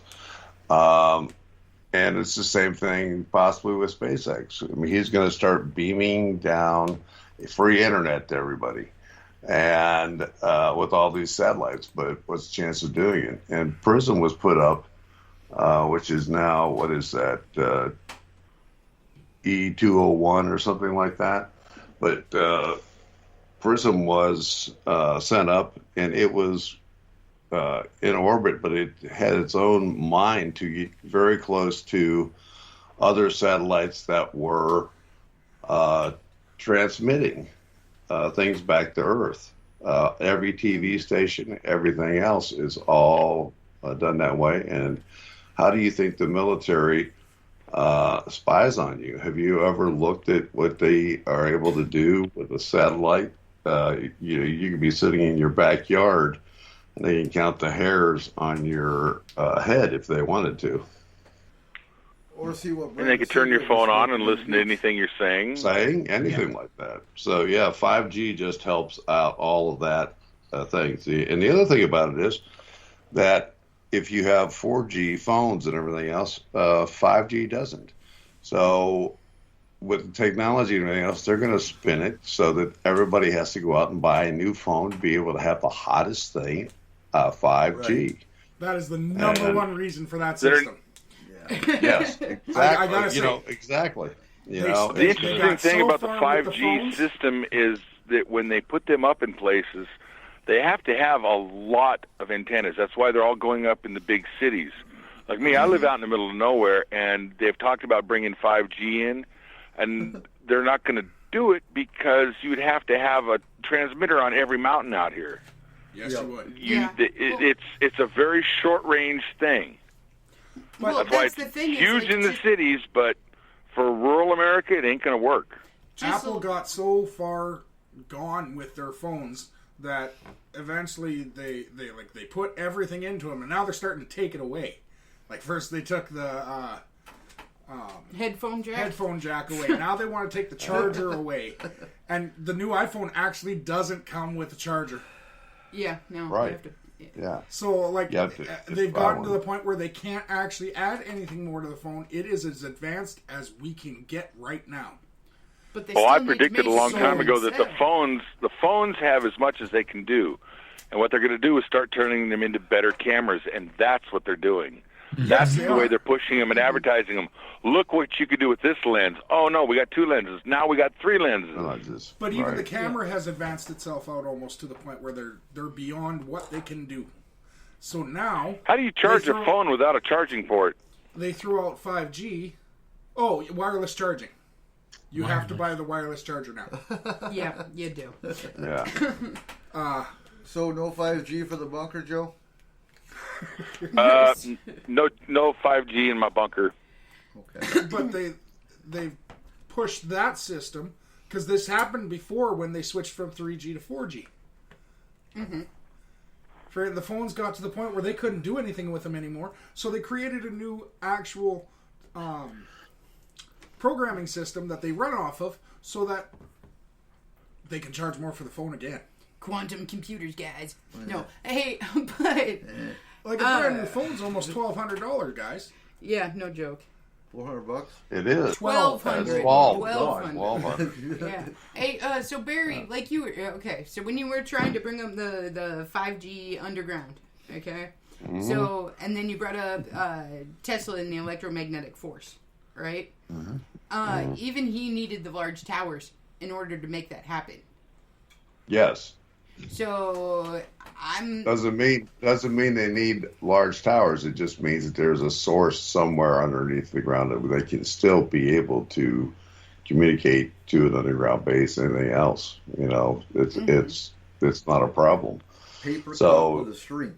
So right. No, basically what I was going with on that though is that all of these 5G towers that we see going up everywhere, making the world wireless. It's basically exactly the same thing that Tesla was talking about. What? 100 years ago. Exactly. And the other thing about it is, I don't know about you guys, but I've seen fiber optic cable run in places that don't have fiber optic cable. Right. I've seen guys walking through fields dropping fiber optic cable. And that's kind of why I was wondering if 5G, and I don't know enough about 5G, but if 5G could run through fiber optics. I would assume that would be one of the reasons. I'm not too sure either, so I'd be lying if I would. So I'm not too sure. So I can't wait for 6G.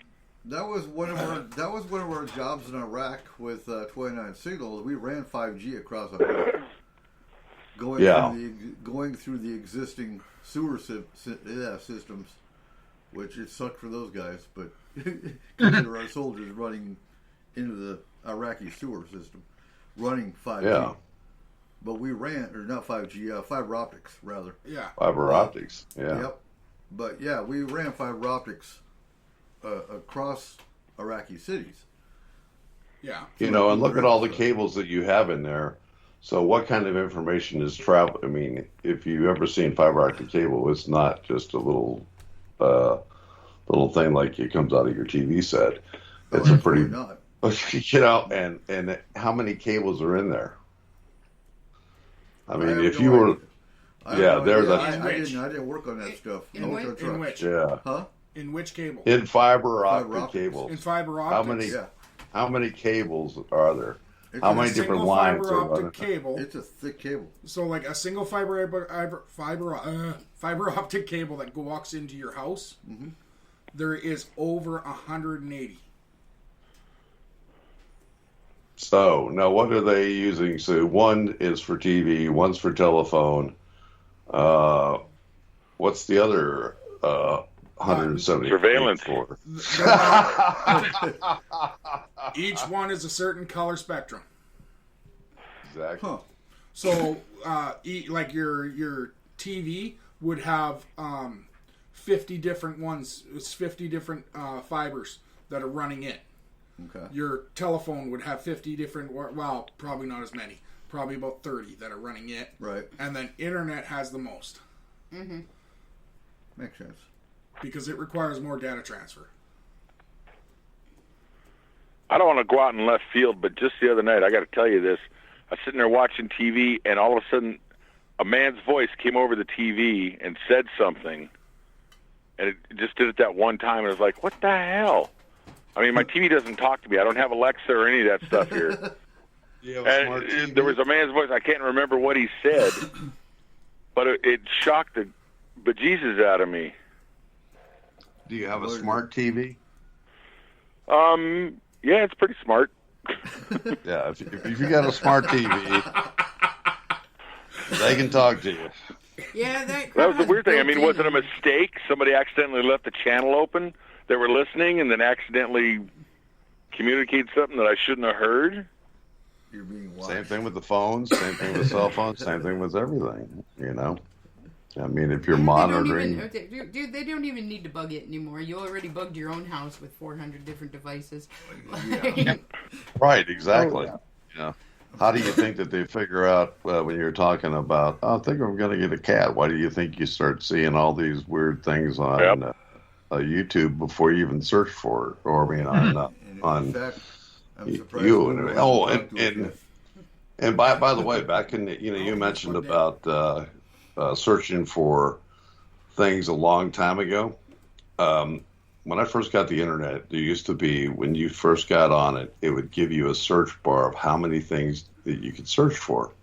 Mm-hmm. So you would start out the day, and if you did UFO, there may be 3 million different things that on the line that they give it to you in order. So, I mean, you just like the same kind of search we use now.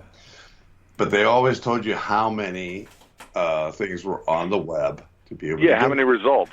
Right, how many results were there.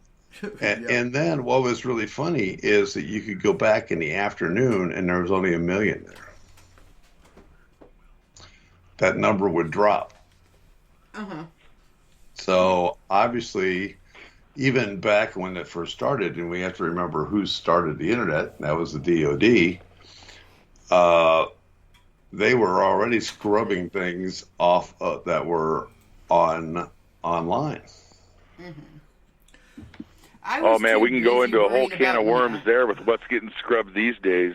Oh golly, I don't even want to talk about my Facebook post today. I tried to post a nice little thing that just explained stuff, and man, the next thing I know, I got a Fox. I mean, I've got a thing on Facebook. Facebook added something to me that says, no, you have to look at this and this and this. And I was like, well, I saw that. What the frig? You know, my newest account, which is very quiet, actually got threatened by Facebook again. So, yeah, I'm too quiet now. What? Yeah, You're too quiet. You're not. They know you, man. Yeah. So, Will, what's your thoughts on the underground bases? I haven't really done very much research on them, honestly. I'm just sitting here right now writing everything down in my little book to research later. But I have no doubt that they're there.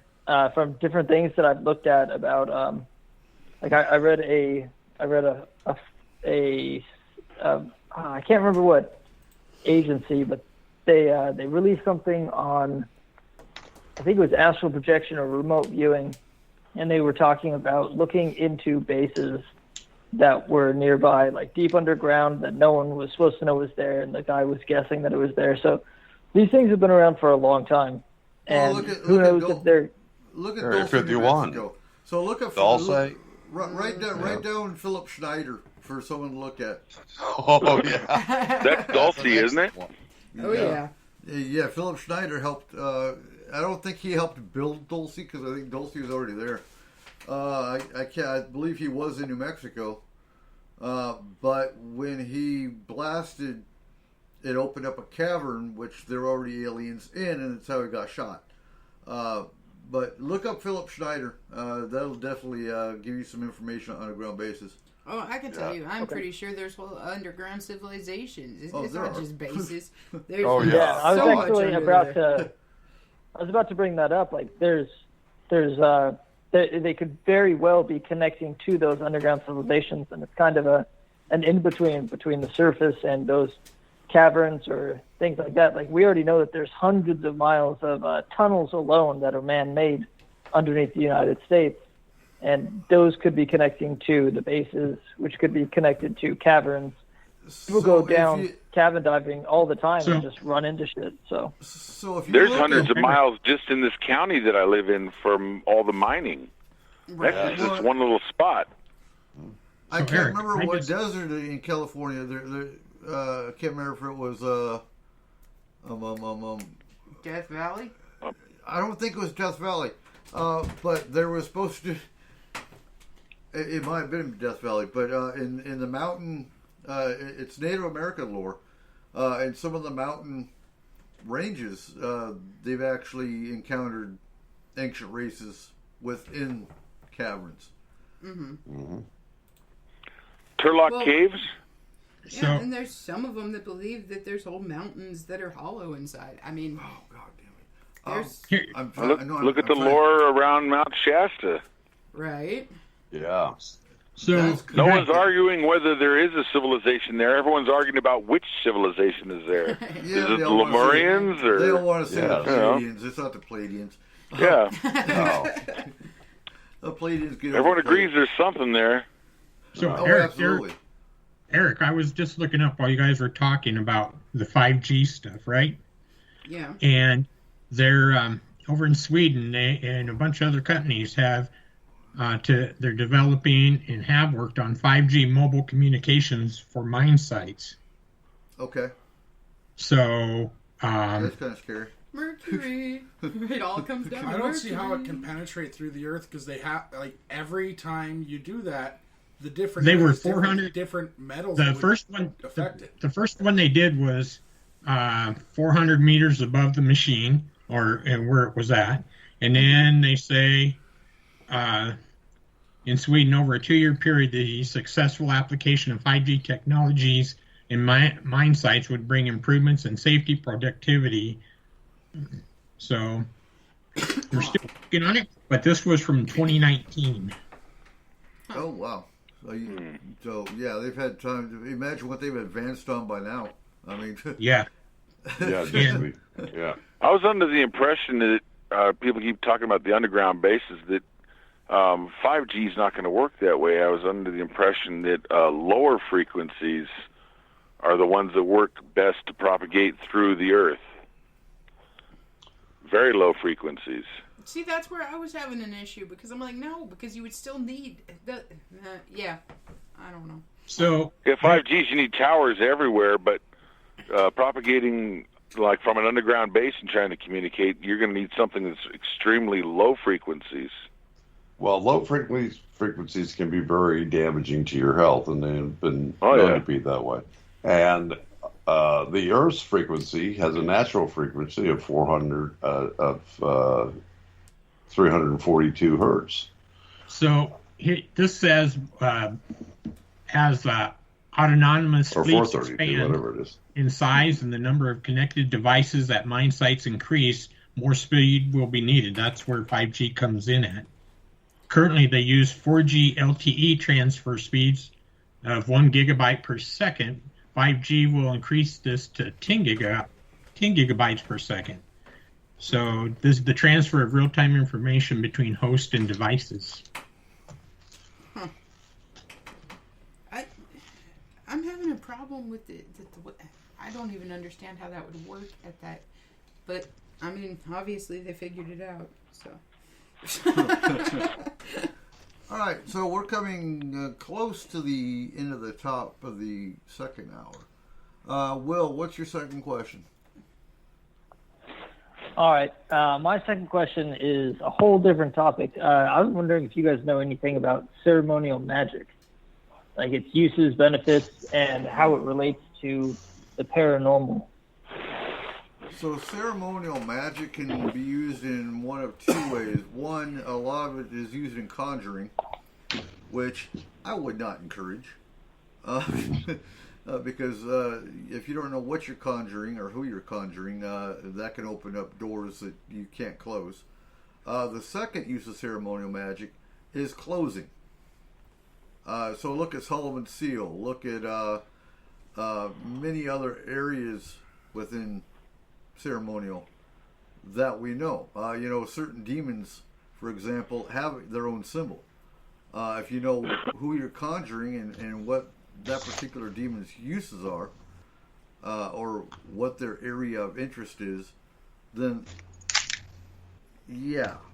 But again, it takes years of study before I'd even think about getting into ceremonial magic. If you go to remove and close a demon, for example, know specifically which demon you're closing or removing and which seal you need to use. So, I mean, I don't know enough about it to go into a great detail, but enough to get me in trouble. Aren't you getting a little specific with your definitions of ceremony, like a demon here, a demon there? If in a broad sense, the ceremonial magic has been around forever. Something Absolutely. As simple as two people getting married, that's ceremonial magic almost. Right. In a sense. True. I mean, any religion, any group, anywhere that does anything is going to be ceremonial magic. It doesn't necessarily mean you're summoning a demon or closing a door. No, but that's where my mind goes to when I hear ceremonial magic, based on who you I am. Sick bastard. All I know is it's pretty hard to find a virgin to sacrifice nowadays. Yeah. But ceremonial magic is ancient. I mean, it goes back long ago. I mean, weavers, that's that. And the problem that we have today is that I truly believe that they don't look at the ancient magic. A lot of people get involved in magic looking for the answers, and that ceremonial magic becomes really, really bad. And if you look at, again, another conspiracy theory or whatever, if you look at adrenochrome and all the other stuff, and you look at what happens in Bohemian Grove and all the secret societies and everything, you can consider that to be ceremonial magic, because they're worshiping a gigantic owl over, and people in governments and everything else are doing that, but it's not a giant owl; it's Morlock. Yeah, Morlock. Yeah, right. Well, that exactly is who it is. But it is just a crying shame, because just like anything, people try to shortcut certain things, and they're not really looking at the true history of magi and all that good stuff. So, So what's your thoughts, Will?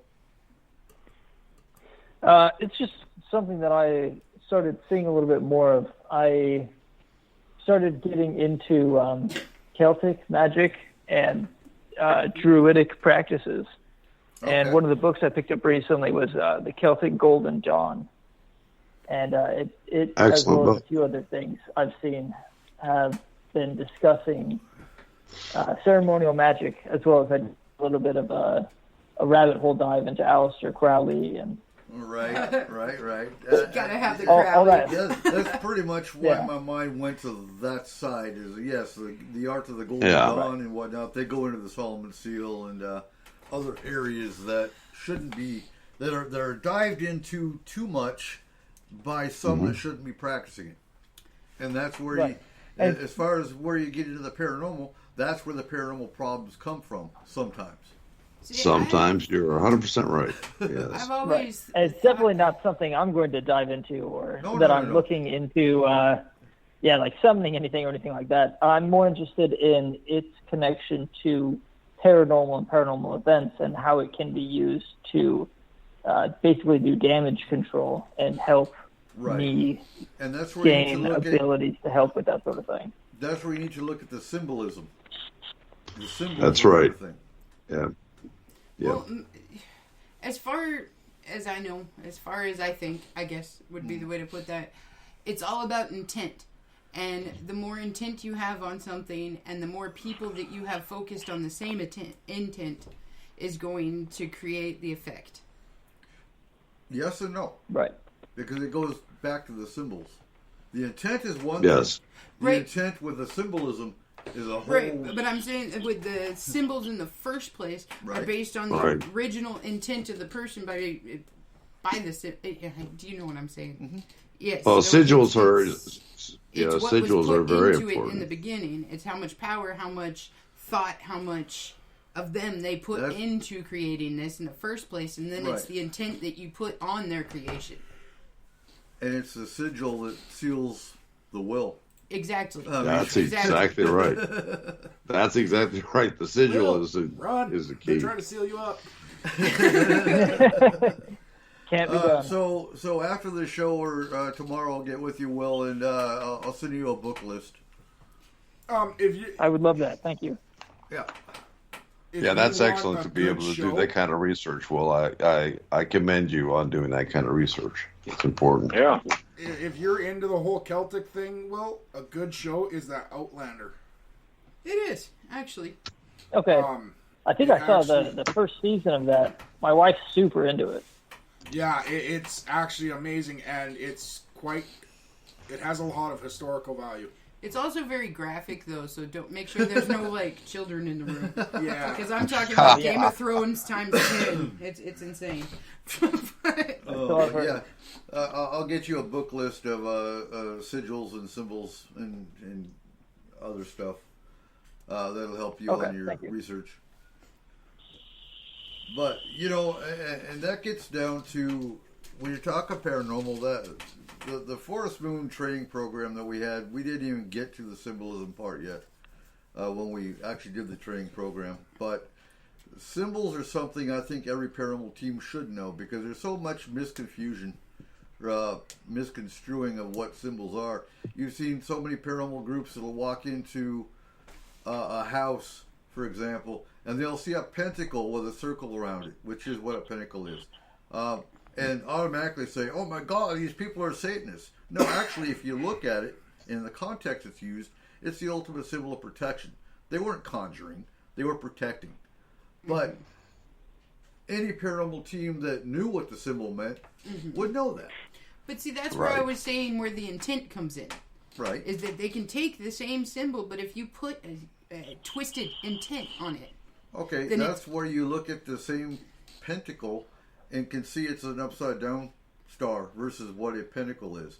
And yes, that does change the meaning of it. But that's where paranormal teams need to educate themselves on occult symbolism in general so they know what they're looking at. You walk into a home that is using ceremonial magic and they do have the symbol of Aster or, throw in your name.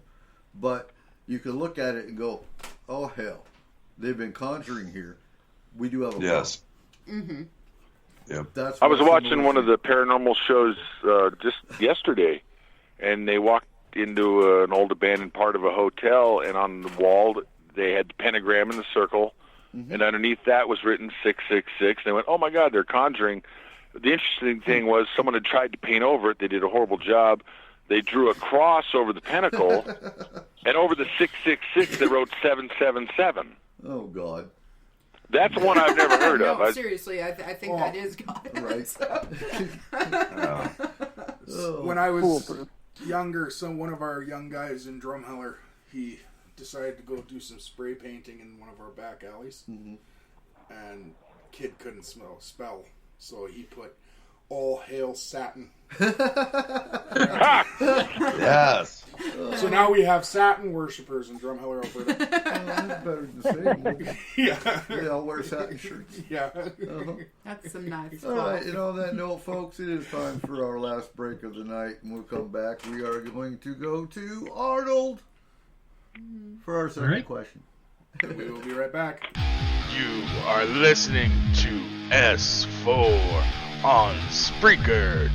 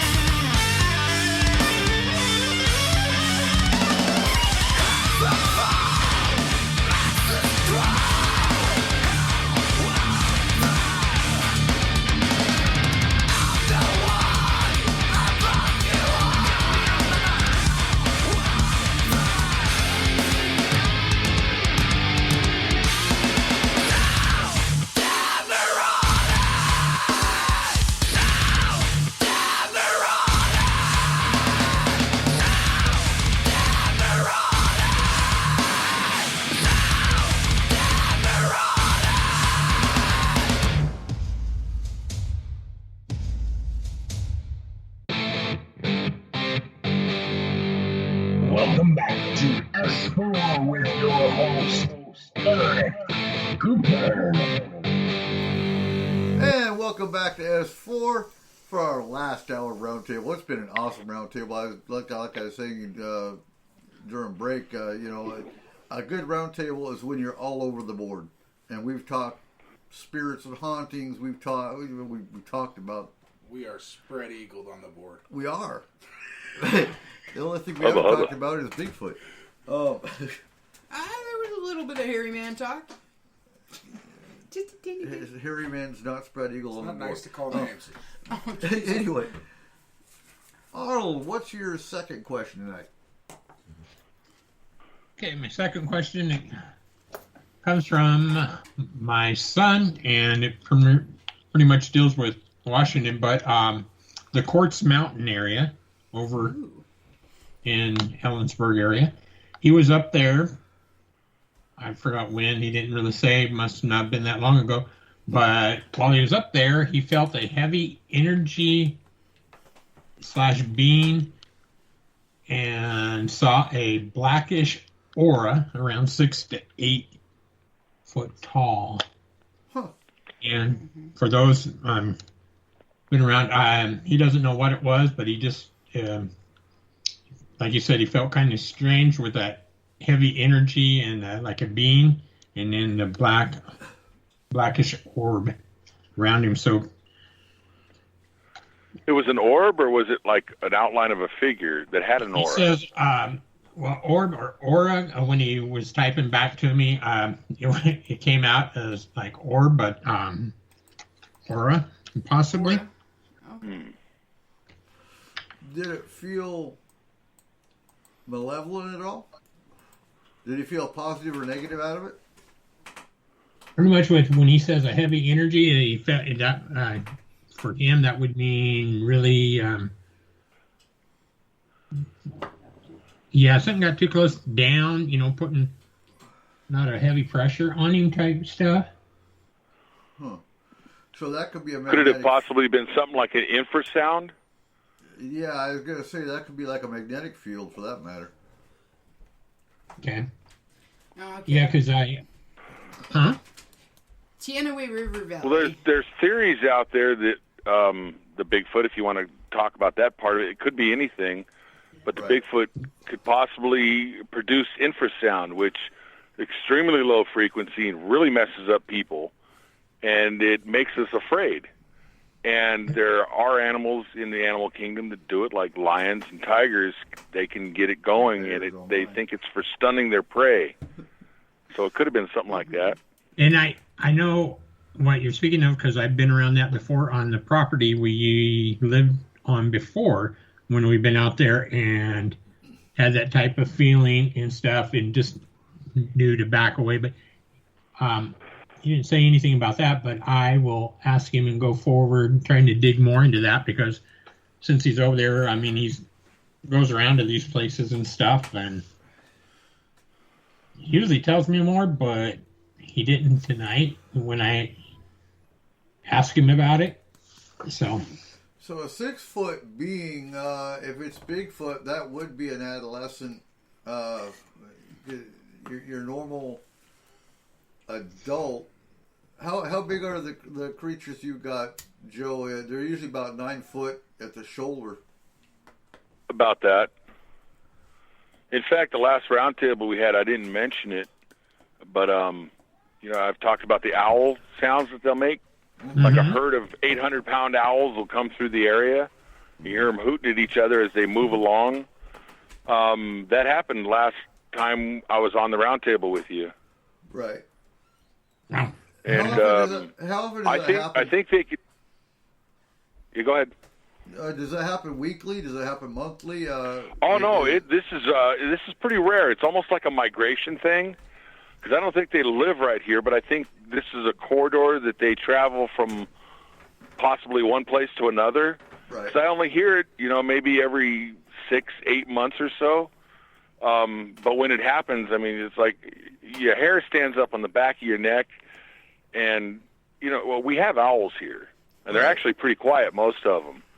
But when you hear a troop of 5 or 6, 800-pound owls hooting at each other, going through the woods, and you hear them come from the south, come right into the area, and then up to the north as they pass through, I mean, owls don't do that. No, right. Not generally speaking, no. Okay, the area that you're talking about there, Arnold. So when you have the Teanaway River Valley and the Wenatchee Forest area and all that, there is some really messed up stuff that has happened in history in that area. Okay, everything from like there was a community of an occult practitioners that used to live there. There's been 2 mad serial killers that lived in that area, and it also happens to be one of the largest deposits of blue agate in the world. Yes. So you got all of these different forces that are there. That it's an insane place. It really is. Like if you go up towards Lion Rock and out in that area, there is some really bizarre stuff that happens out there. Okay, yeah. So what's unique about your friend's case is I've never really heard any stories about Bigfoot with an aura around him. So I would, I would think maybe alien, but probably not. But it's always a possibility. I never rule out the possibilities. And it still could be a Bigfoot. Just I would read more into it. Absolutely. I will ask you. But again, with Kayla's story about occult activity there, again, it could be something released. It could be a spirit. The possibilities with that one are endless. There is a ridiculous amount of crazy stuff that has happened in that valley, and not only that, but you're right at the original Stampede grounds out there too. So you have a lot of animal spirit happen in there too. Well, I know when I worked over there at Lake Easton State Park, and we had a gentleman that left our agency to work for Fish and Wildlife out by the Teanaway somewhere. Him and his buddy were going to go swim a creek to count fish, and they came upon a ceremonial site that was being used that way out in the woods and had all sorts of stuff around it, and they left the area and told their boss they didn't want to go back into that area. So I understand what you're saying about cults and stuff like that out there. Oh, yes. I don't know if you and I went up to. It was one of my special forces buddies and I. We went actually. We were stupid back then, but we went up to Pilchuck Creek at night because we heard there was occult activity up there. They actually did human sacrifices up there. And that was here in Skagit County. Do they do it now? I have no idea. Probably. But also, the thing about the Teanaway River Valley that makes it actually pretty interesting. I know a lot of stuff about this because this is where my family, as far as the states, originated on my mother's side. So we go up there several times a year. Our family cemetery is up there. All kinds of fun stuff. You do human sacrifices up there, don't you? No, but yes, that she's lying. Okay. I have been to one of them. They ate him. Okay, but the other interesting part about that is the Teanaway River Valley itself is actually pretty small, but it has 37 private cemeteries. Holy wow. So you got all kinds of different forces interacting with all kinds of other different forces. Yeah. I mean, it's spooky up there. It's because it's a lot easier to hide a body in a private cemetery than it is in a public one. I know. That's what I said. If I'm ever going to become a serial killer, I'm just going to bury everybody on top of my grandpa. Like, come on. You're never going to start again. Yeah. There's that. That's why I left Washington. You guys are all crazy up there, so I come back to a same place called California. The other thing there, Arnold, too, is there is a huge cave system in that area as well. Well, I know part of that because when, like I said, when I worked over there for 8+ years, kind of went and drove around in that area and saw stuff and different things. But yeah, and learned some stuff back then. But now that my son's over there and working at the college and stuff, and he goes out on his days off and with friends and stuff, he starting to see this stuff, and he wants. Well, that was one of them. He wanted to go what they call spelunking and caving and stuff, and I'm like, no. This is also in this area is the area that my mother and her brothers were riding in the back of a pickup truck, hit down a gravel road, and all of them swear that they saw Bigfoot on the side, standing up by this stump and walking towards them while they were driving on to get firewood. So, okay, I'll just pass it along. Huh? I said I'll pass it along to him, but I want to find out more about pretty much Quartz Mountain's kind of a bigger area about where he was up there and stuff. Mm-hmm. It sounds like Are you currently working for the U.S. Forest Service? No, he works at Central Washington University, but on weekends he likes to go out and explore. And ever since he's been young, he's been able to see stuff and have stuff happen around him and stuff.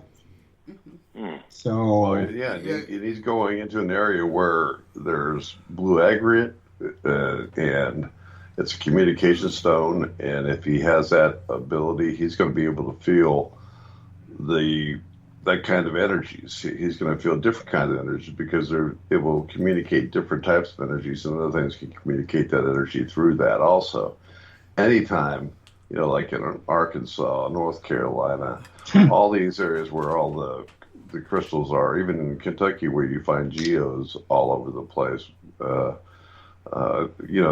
that source of energy is so strong in those areas, and if you have the abilities to be able to pick up on it, you're going to feel the difference, and it can change like a light switch, depending on what is trying to communicate that energy to you.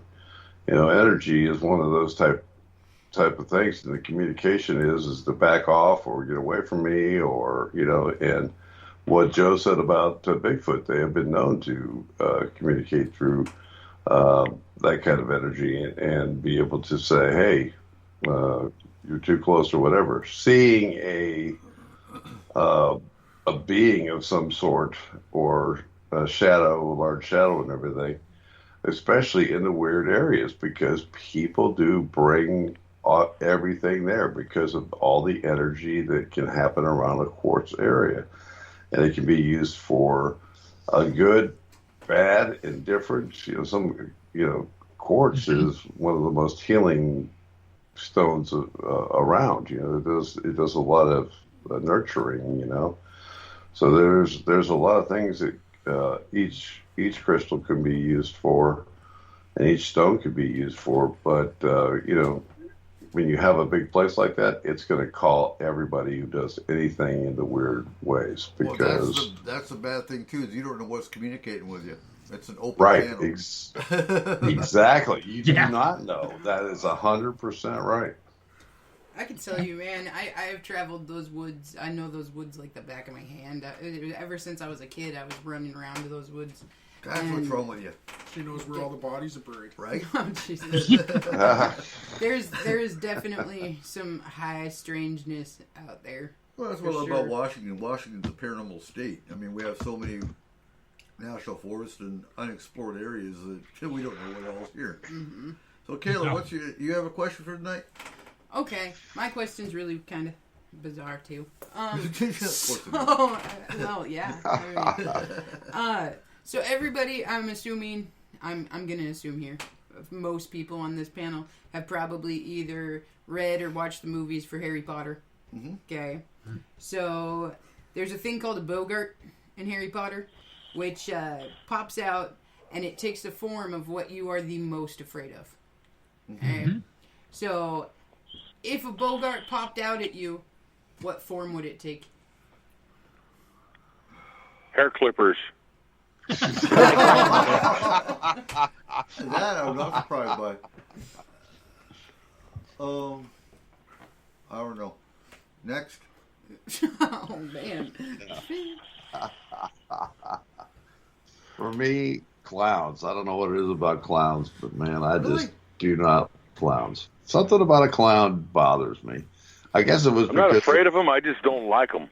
yeah, I'm not afraid of them either. But you know the John Wayne Gacy, all that other stuff. They just it's like they're hiding something. Well, it's the guy hiding behind a mask that likes children. That's just kind of weird. Right. Exactly. What about the red balloon? Yeah. With the red balloon. I remember one of the worst. 96 red balloons. One of the worst paranormal investigations. They put me in a clown room in a place, and I had to do a solo there, and I was in there for an hour. And I mean, golly, that was tough on me. But you do the things that you got to do. But yeah, clown would be the thing that would pop up for me. What about you, Arnold? Don't know. I just was asking my wife what she thought, and I can't even think of any. I honestly can't either. There's not much that really does scare me. Will? I'm trying to remember the name of it right now. For some reason, I can't. But it's the only paranormal thing that really terrifies me, and it's Native American black magic users. Oh. Skinwalkers. Skinwalkers. Yeah. Skinwalkers. Dingoes. Wendigo. Manitus. Wendigo. Yeah. It's skinwalkers. Wendigos, like I wouldn't mess with one, but it doesn't really terrify me. I'm not really scared of any of this stuff. I find it very fascinating. The only thing is skinwalkers. For some reason, anything to do with them just absolutely gives me a gut-wrenching fear. I get that. Weird, cool. Yeah, I can understand that one. I mean, they're basically shamans that have gone over to the bad side, and there's no good in them. No. Right. Yeah. And normally they've committed. Normally they have to kill somebody to be able to do that. I heard they had to kill a relative. Yes. A relative or a close friend. Yeah. What was yours? Mine is one of my kids lying there dead. Okay. Yeah. That's mine. Ooh, shit. Well. Wow. Yeah, that is. It honestly is my biggest fear. It has been since they were little. When I have a nightmare, it always involves that. Mm-hmm. And it's me not being able to help them. Yep. Yeah. I don't have nightmares about ghosts. No, nothing else terrifies me other than I'm the guy that scares clowns, so I'm not worried about them.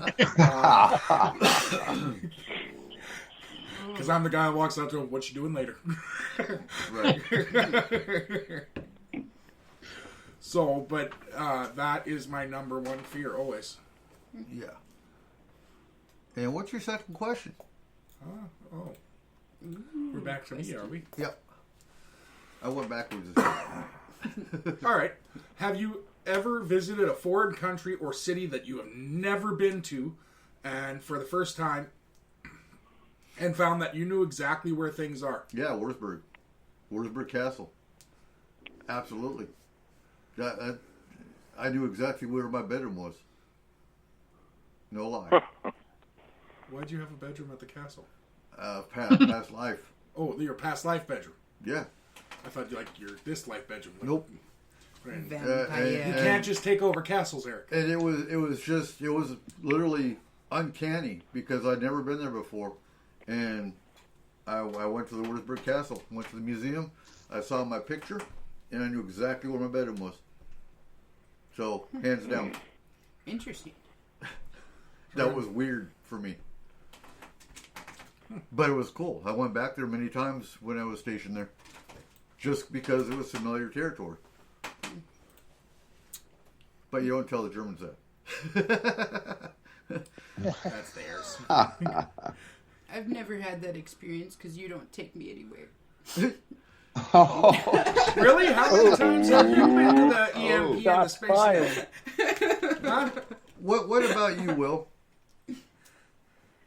No, nothing like that. Sadly. Anyone else? No. Nope. I've had it, but there's been so many, so many different locations that I've been in that just, it kind of freaks me out in a way. Mm-hmm. It's like deja vu. Yeah, I can't think of a specific place or anything like that where I've walked into and said, I know this corridor goes to the left and leads to, my bedroom or anything like that. But there are places I have been or situations where just all of a sudden you feel comfortable around it. Like it feels familiar. Mm-hmm. Or even simple situations like I can remember, I was raised in Southern California. I was never around horses, but every time I do get around them, I kind of feel comfortable, like I'm used to this. Don't know why. And they relate really well to me. Mm-hmm. Things like that. It's, maybe something from a past life. I don't know. I gotta say, I definitely have had that experience with people, though. Where I'll meet a person for the first time that I've ever met them, and it feels like I've known them forever. Like they've always kind of been a part of my life, even though I just met them. Mm-hmm. True. Yeah. Okay, Joe, what's your last question for tonight?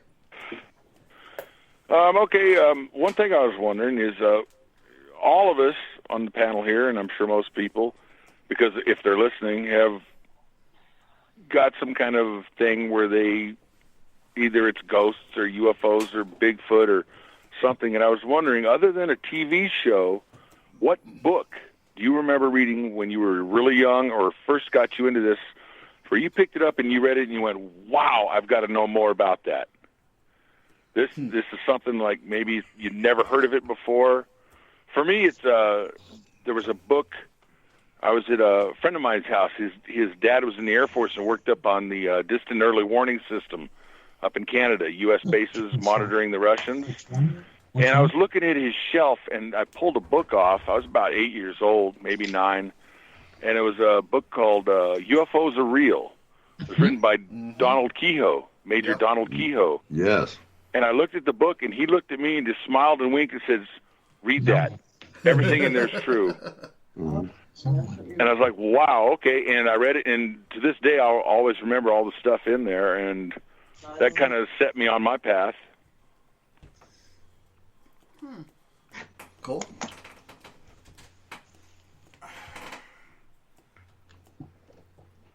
I would have to say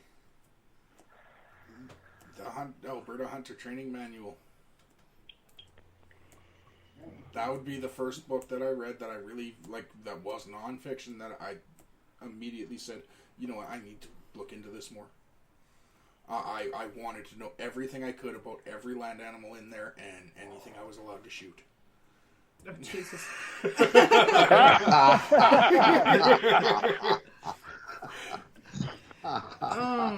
I get that. And, I took it to the point where I not only read that book, but I learned how to become an instructor for it. So, on hunting? Yep. The only other one I can think of, if you're talking paranormal stuff, would be Interview with a Vampire. Huh.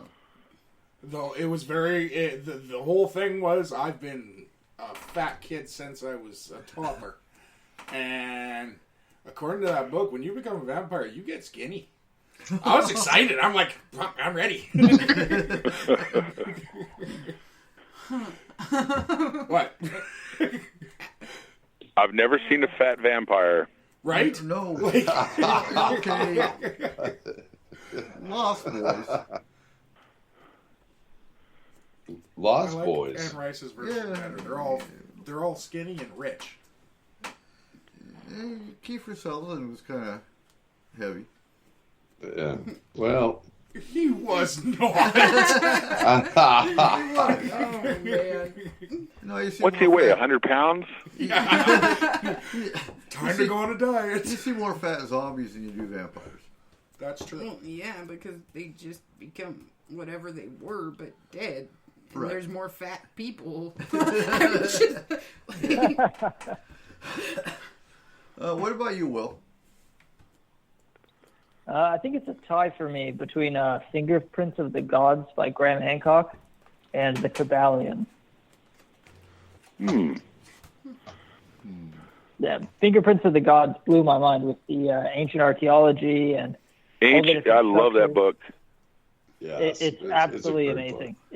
I'd never heard of any of this stuff, and it put me down a massive rabbit hole that I'm still digging. I absolutely love it. And then the Kabbalion, I actually read while I was in AIT. I was looking into other forms of non-religious spirituality, and it popped up on my feed. It was a short book, and it was cheap, and I was like, hell yeah, why not? So I read it, and it just blew my mind with the all the different things in that book just clicked with me, and it started me way harder down this path.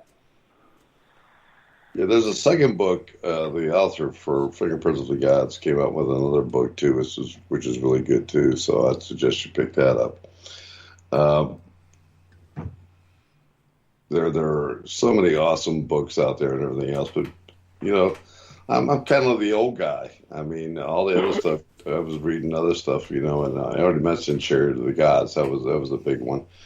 The first really thing that I read from end to end was the Encyclopedia of Witchcraft and Demonology.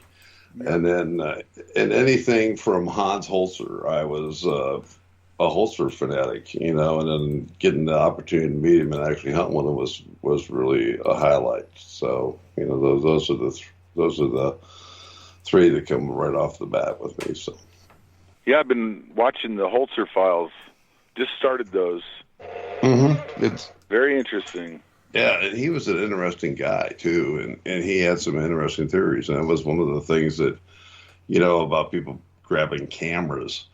You know, he actually believed that certain people have certain energies, and I kind of agree with that. There's people that can hold a camera and pick up spirit energies and everything else in the camera that other people can't do.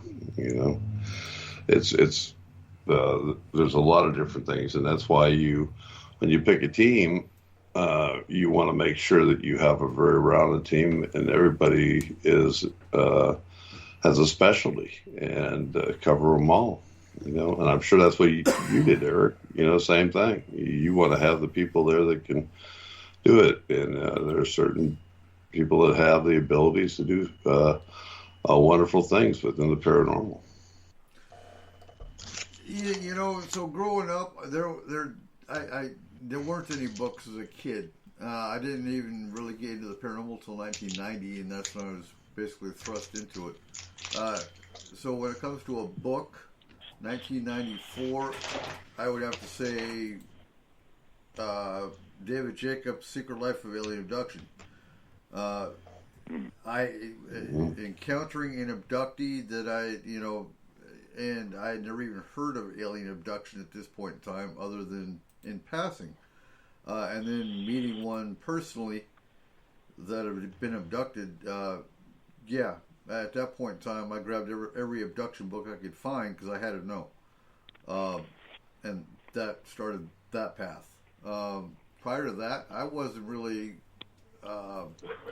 allowed to explore the paranormal because everything's a demon. That's the way I was raised. Right. You know, not saying I hadn't encountered paranormal as a child, I had. But I had a passive attitude towards it. I mean, did I believe Bigfoot existed? Probably, but whatever. Did UFOs exist? I remember watching in 1970 a UFO documentary.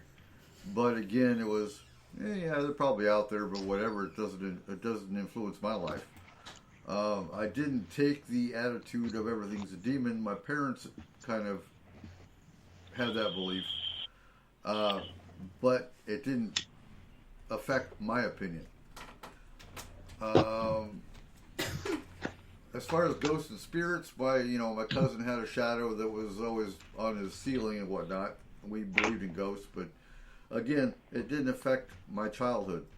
So, whatever. So I didn't have any books to read as far as the paranormal goes. So, not until 1994 did I start reading paranormal books. And that was started with, again, David Jacobs' Secret Life of Alien Abduction. And it's probably, in my opinion, the best book you can find on alien abduction specifically. It's great. Arnold, did you have a book that you just couldn't put down? Oh, yeah. After I'd met my wife, she was into a certain author, and I started reading the books that she'd taken up, and he was a local author, John Saul, and it was called the Manhattan Hunt Club, and it's one that I would read, and almost you could see yourself immersed in what he was saying and where he was at, and what it dealt with was the network of subway tunnels and secret caverns in the Manhattan area, and where the homeless and all different people lived.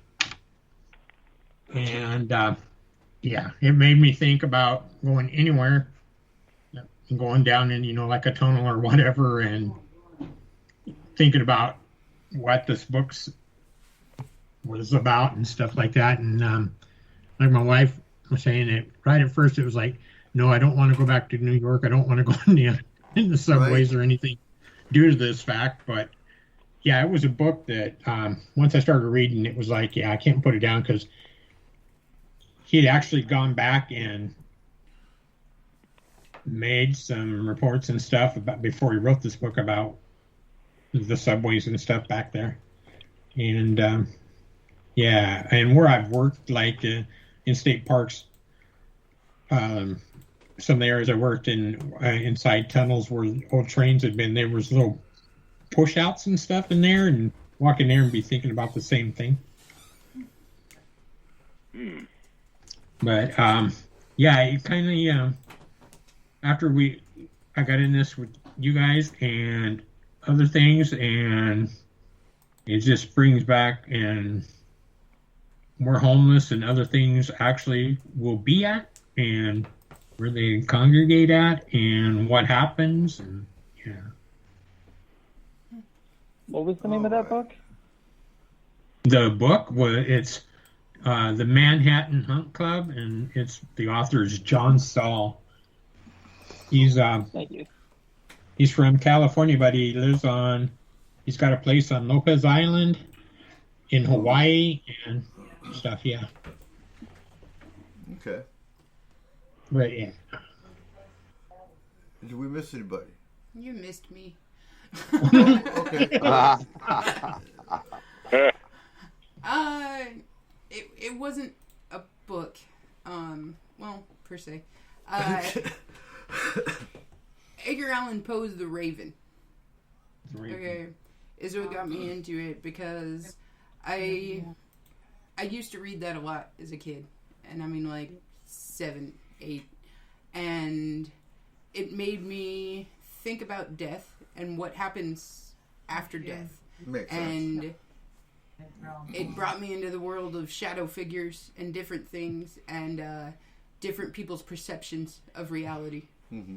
So I would say that The Raven would be it. Okay. I'm surprised no one came up with communion. Yeah. Okay. Communion. So, I think I own communion. I just never had the interest to read it. And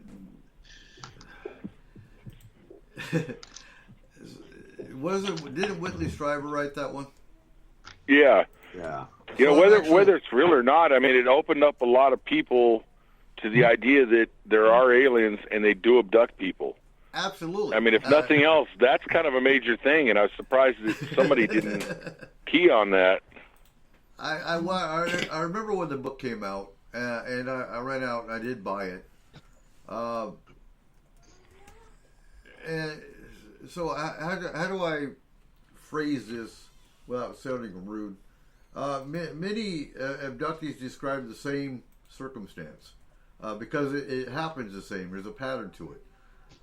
So when working with abductees in real time is completely different than reading a description in a book. If that makes sense. I know, Barry, you understand. Yeah. Yes, I do. Yeah. I remember when Travis Walton came out with Fire in the Sky. I remember when the movie came out. 1983, I think, right? Yeah. Yeah. It was the 90s. And so, no, the Willie Stryver story, I'm on his email list. I get his emails every week. But actually reading his book, no. At that point in time, I'd already read Dr. David Jacobs' book. And reading a story about it, boring is not the right word, but I was just interested in reading a novel about abduction versus an actual documentary type book. I had this over me. Yeah. I put my elbow on her and laid it on her, and she did not move. No, she just breathed, and that was it. So, Barry, what's your third question tonight? Well, let's talk about portals. Oh, bring it, Barry. Let's go.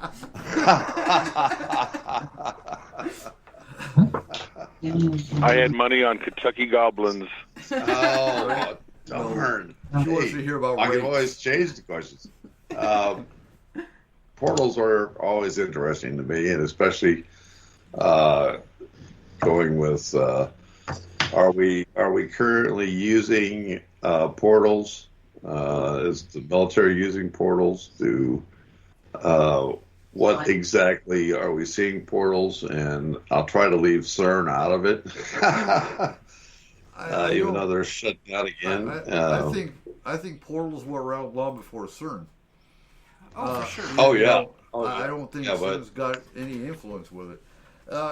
Let's take it a step further, though, and talk about stargates along with portals, because I think stargates are the same. Yeah. Yes, I agree with you 100%. I think portals take you to other dimensions, where stargates potentially take you to other planets. Right. Kind of like a wormhole. The difference between a wormhole and a portal. Right. Yeah. Yes. Exactly. Have you ever heard the theory that we actually went to Iraq because there was a stargate there and not because of oil? Yes, I have heard that there. I have heard it. And that we actually found the stargate, and I don't see how you could take a stargate. I think it's a fixed point on the planet versus something that you can actually pick up and bring home. See, that's where I think I would have to disagree with you. I think that a Stargate, just in my own personal opinion, is a form of technology that opens those channels. Maybe. So maybe a Stargate is technology, whereas a portal is something maybe natural? Yes, that's where I see the difference. Natural or unnatural. I think portals, so it depends on the portal. I think portals can be opened by Ouija boards. Portals we know can be opened by mirrors facing each other. Yes. Portals can be opened by mental projection, depending on the person. I think portals, there's so many types of portals. And that's one way spirits come and go. Mm-hmm. And Bigfoot possibly comes and goes. What's your thoughts, Barry? I think that they are extremely dangerous. I think the Stargates, I think there's probably one active right now in Antarctica. Mm-hmm. That's being used quite a lot. I always liked there was a old movie that George Harrison helped produce, I think. I can't remember the name of this thing, but I always loved that movie because these small little guys were using it and went all over the place and pop up in different dimensions and at different times. So, yeah, and I think that what Carla said about moving a Stargate, I think that maybe you may be able to, but it'd have to go to another area, kind of like a very heavy sourced energy. There may have been several Stargates, and if you would happen to know where another Stargate was or had an idea of it is, you could probably plot that Stargate there and use it to go. So a lot like the series then. Yes, exactly. If you knew the number to dial into, you can get somewhere else.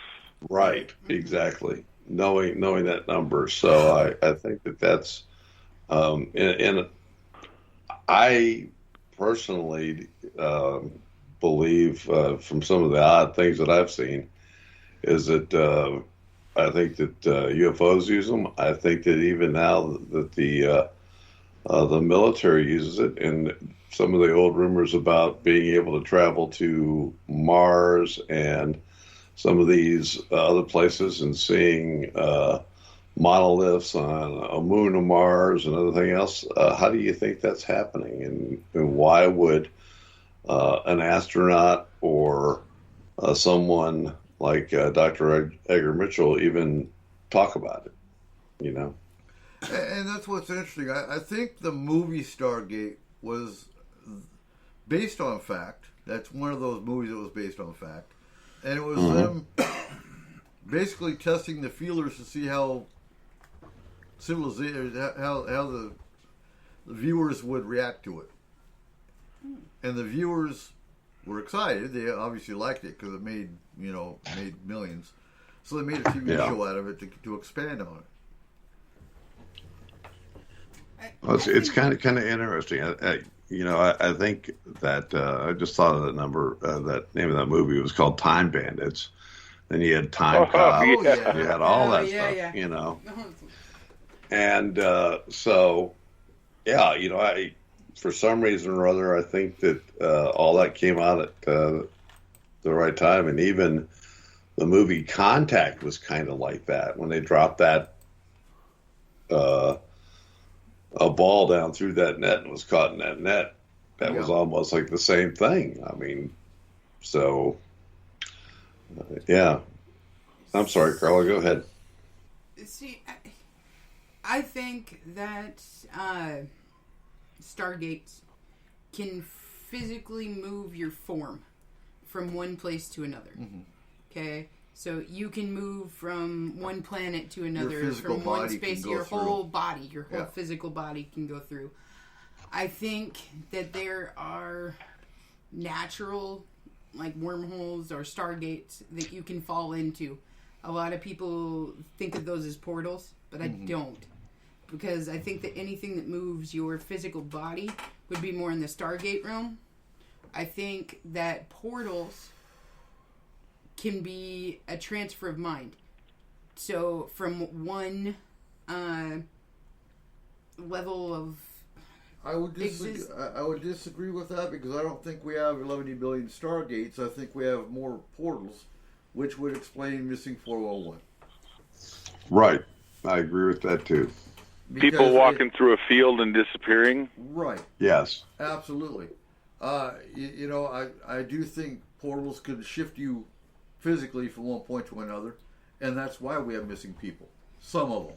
Not all of them, but some of them. I've always thought of a portal as being a way to transfer consciousness from one reality into a different reality, where I've seen wormholes, or what you would call a Stargate, as being a way to transfer physical matter from one area to another. And that may be where the difference in portals comes into play. So maybe you have some portals that are used for mind transference, where you have other portals that are used for physical transference. Right. Like like you were saying, like the difference between like a wormhole and a portal, or a. I think it also just depends on what name you put to it. Right. All right. I have one of my new fears. I don't want to go walking through a field and go into a portal. I wouldn't be so worried about the portal. We'll come find you. I'd be more scared of walking into a black hole than a portal. At least you're going to pop out on the other side, potentially somewhere where you can breathe. Yeah, but can you imagine calling your family from Siberia going, I don't know how I got here, but do we have money to get me back home? Yeah. My family would say it's a scam and would hang up. Yeah. Agreed. So let's see. Last question for the night, because we got about 10 minutes. If you were in Siberia, you honestly think they'd let you come home? If you just showed up there? Can you imagine showing up in, say, Afghanistan? No passport. Yeah, big trouble. No documentation. You're screwed. Oh, yeah. You're dead. Good luck coming home in a box. So let's see. Will, what's your last question for tonight? Ooh, we've kind of covered it a little bit, but my question was about ancient archaeology. One of the things that I saw, I think, in Bob Lazar's documentary, they were talking about recovered crafts. And recently, through LiDAR technology and stuff, we've seen buildings in Antarctica. And I was wondering what you guys knew about that, as well as if you guys think that relates to the new releases of UFO videos by the government, and they're more willing to be open about it. You know what? I think Antarctica just fascinates me. Right. That's a whole continent that's got things on it that we have no idea about. It was tropical at one point, we know that. So it hasn't always been sitting there just a big iceberg cold. There is things going on down there that we don't know anything about, and quite possibly the most fascinating place on the planet. Couldn't agree more. I agree. I've seen some maps from like Fingerprints of the Gods that were created from older source maps from hundreds and hundreds of years ago that show rivers. Well, they have the Perry Reese map. He was a Portugal admiral who showed up with a map that showed the outline of the landmass before we even of knew Antarctica, about it. which hasn't been ice free for 20,000 years or 30,000 years. Yep. Right. And it was accurate. It was accurate. No one had been there. Latitudinally and longitudinally. And at that point when he came out with it, we hadn't even invented, I think, longitude. We had only really relied on latitude. So talking about archaeological sites, you know what's always fascinated me was Easter Island. And the statues that we all thought were just heads, and after digging, they actually have bodies underneath the ground. What were they used for? I don't think they're done digging. I think there's long, skinny legs underneath. Yeah, but that goes that goes down. Okay, I'm sorry, but if you found a head that was half sticking out of the ground, you would think that you would dig it up before, like, I don't know, 30 freaking years later. Like, it seems like they would have found out that these things had, bodies way before they found out that these things had bodies. Why? You need permission to do those types of things. You need permission. And you need all kind of bureaucracy. And you need funding. Bureaucracy, sorry. And it took a lot for them to actually get permission to dig those out. Yeah, they'll probably find Easter Island heads in Antarctica. Would that be crazy? That'd be cool. Yeah, because all the stone that these statues are made out of weren't actually from that island. They were from a different place. Mm-hmm. So as we're there's a theory that states that Antarctica is the lost city of Atlantis. Yeah. Possible. Yeah. Yes. So as we're wrapping up, Barry, where can we find Into the Fire? And who's your guest this week? This week we're going to have Jason and Doogie Hauser on. Yeah, exactly. From Tennessee Rape Chasers. Oh, that's where I knew Doogie from. Yeah, and we're going to have, they're going to come on the show for an hour. You can find it on Parahouse TV or Parahouse on Facebook. It's done live there. Parahouse, you can find it on Parahouse TV // Into the Fire.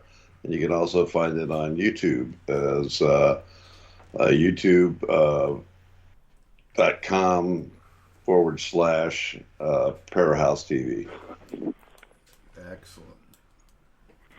And let's see, what's your plans this week, Will? I'm gonna finish out quarantine and go back to work. Excellent. You guys don't have any deployments planned, like you can tell us anyway. But you guys are pretty much home now, I believe, aren't you? Yes, as far as I know. Yeah, excellent. Are they quarantining you because of COVID or something else? No, COVID. COVID started up like a week after I left. So the whole time I was in Europe, we were under COVID restrictions. And wow. Now that we're back, we had 2 weeks of quarantine. Tomorrow's my last day, and then work on Tuesday. Great fun. So yeah, you basically got 2 weeks of free leave. Yeah. I'm not complaining.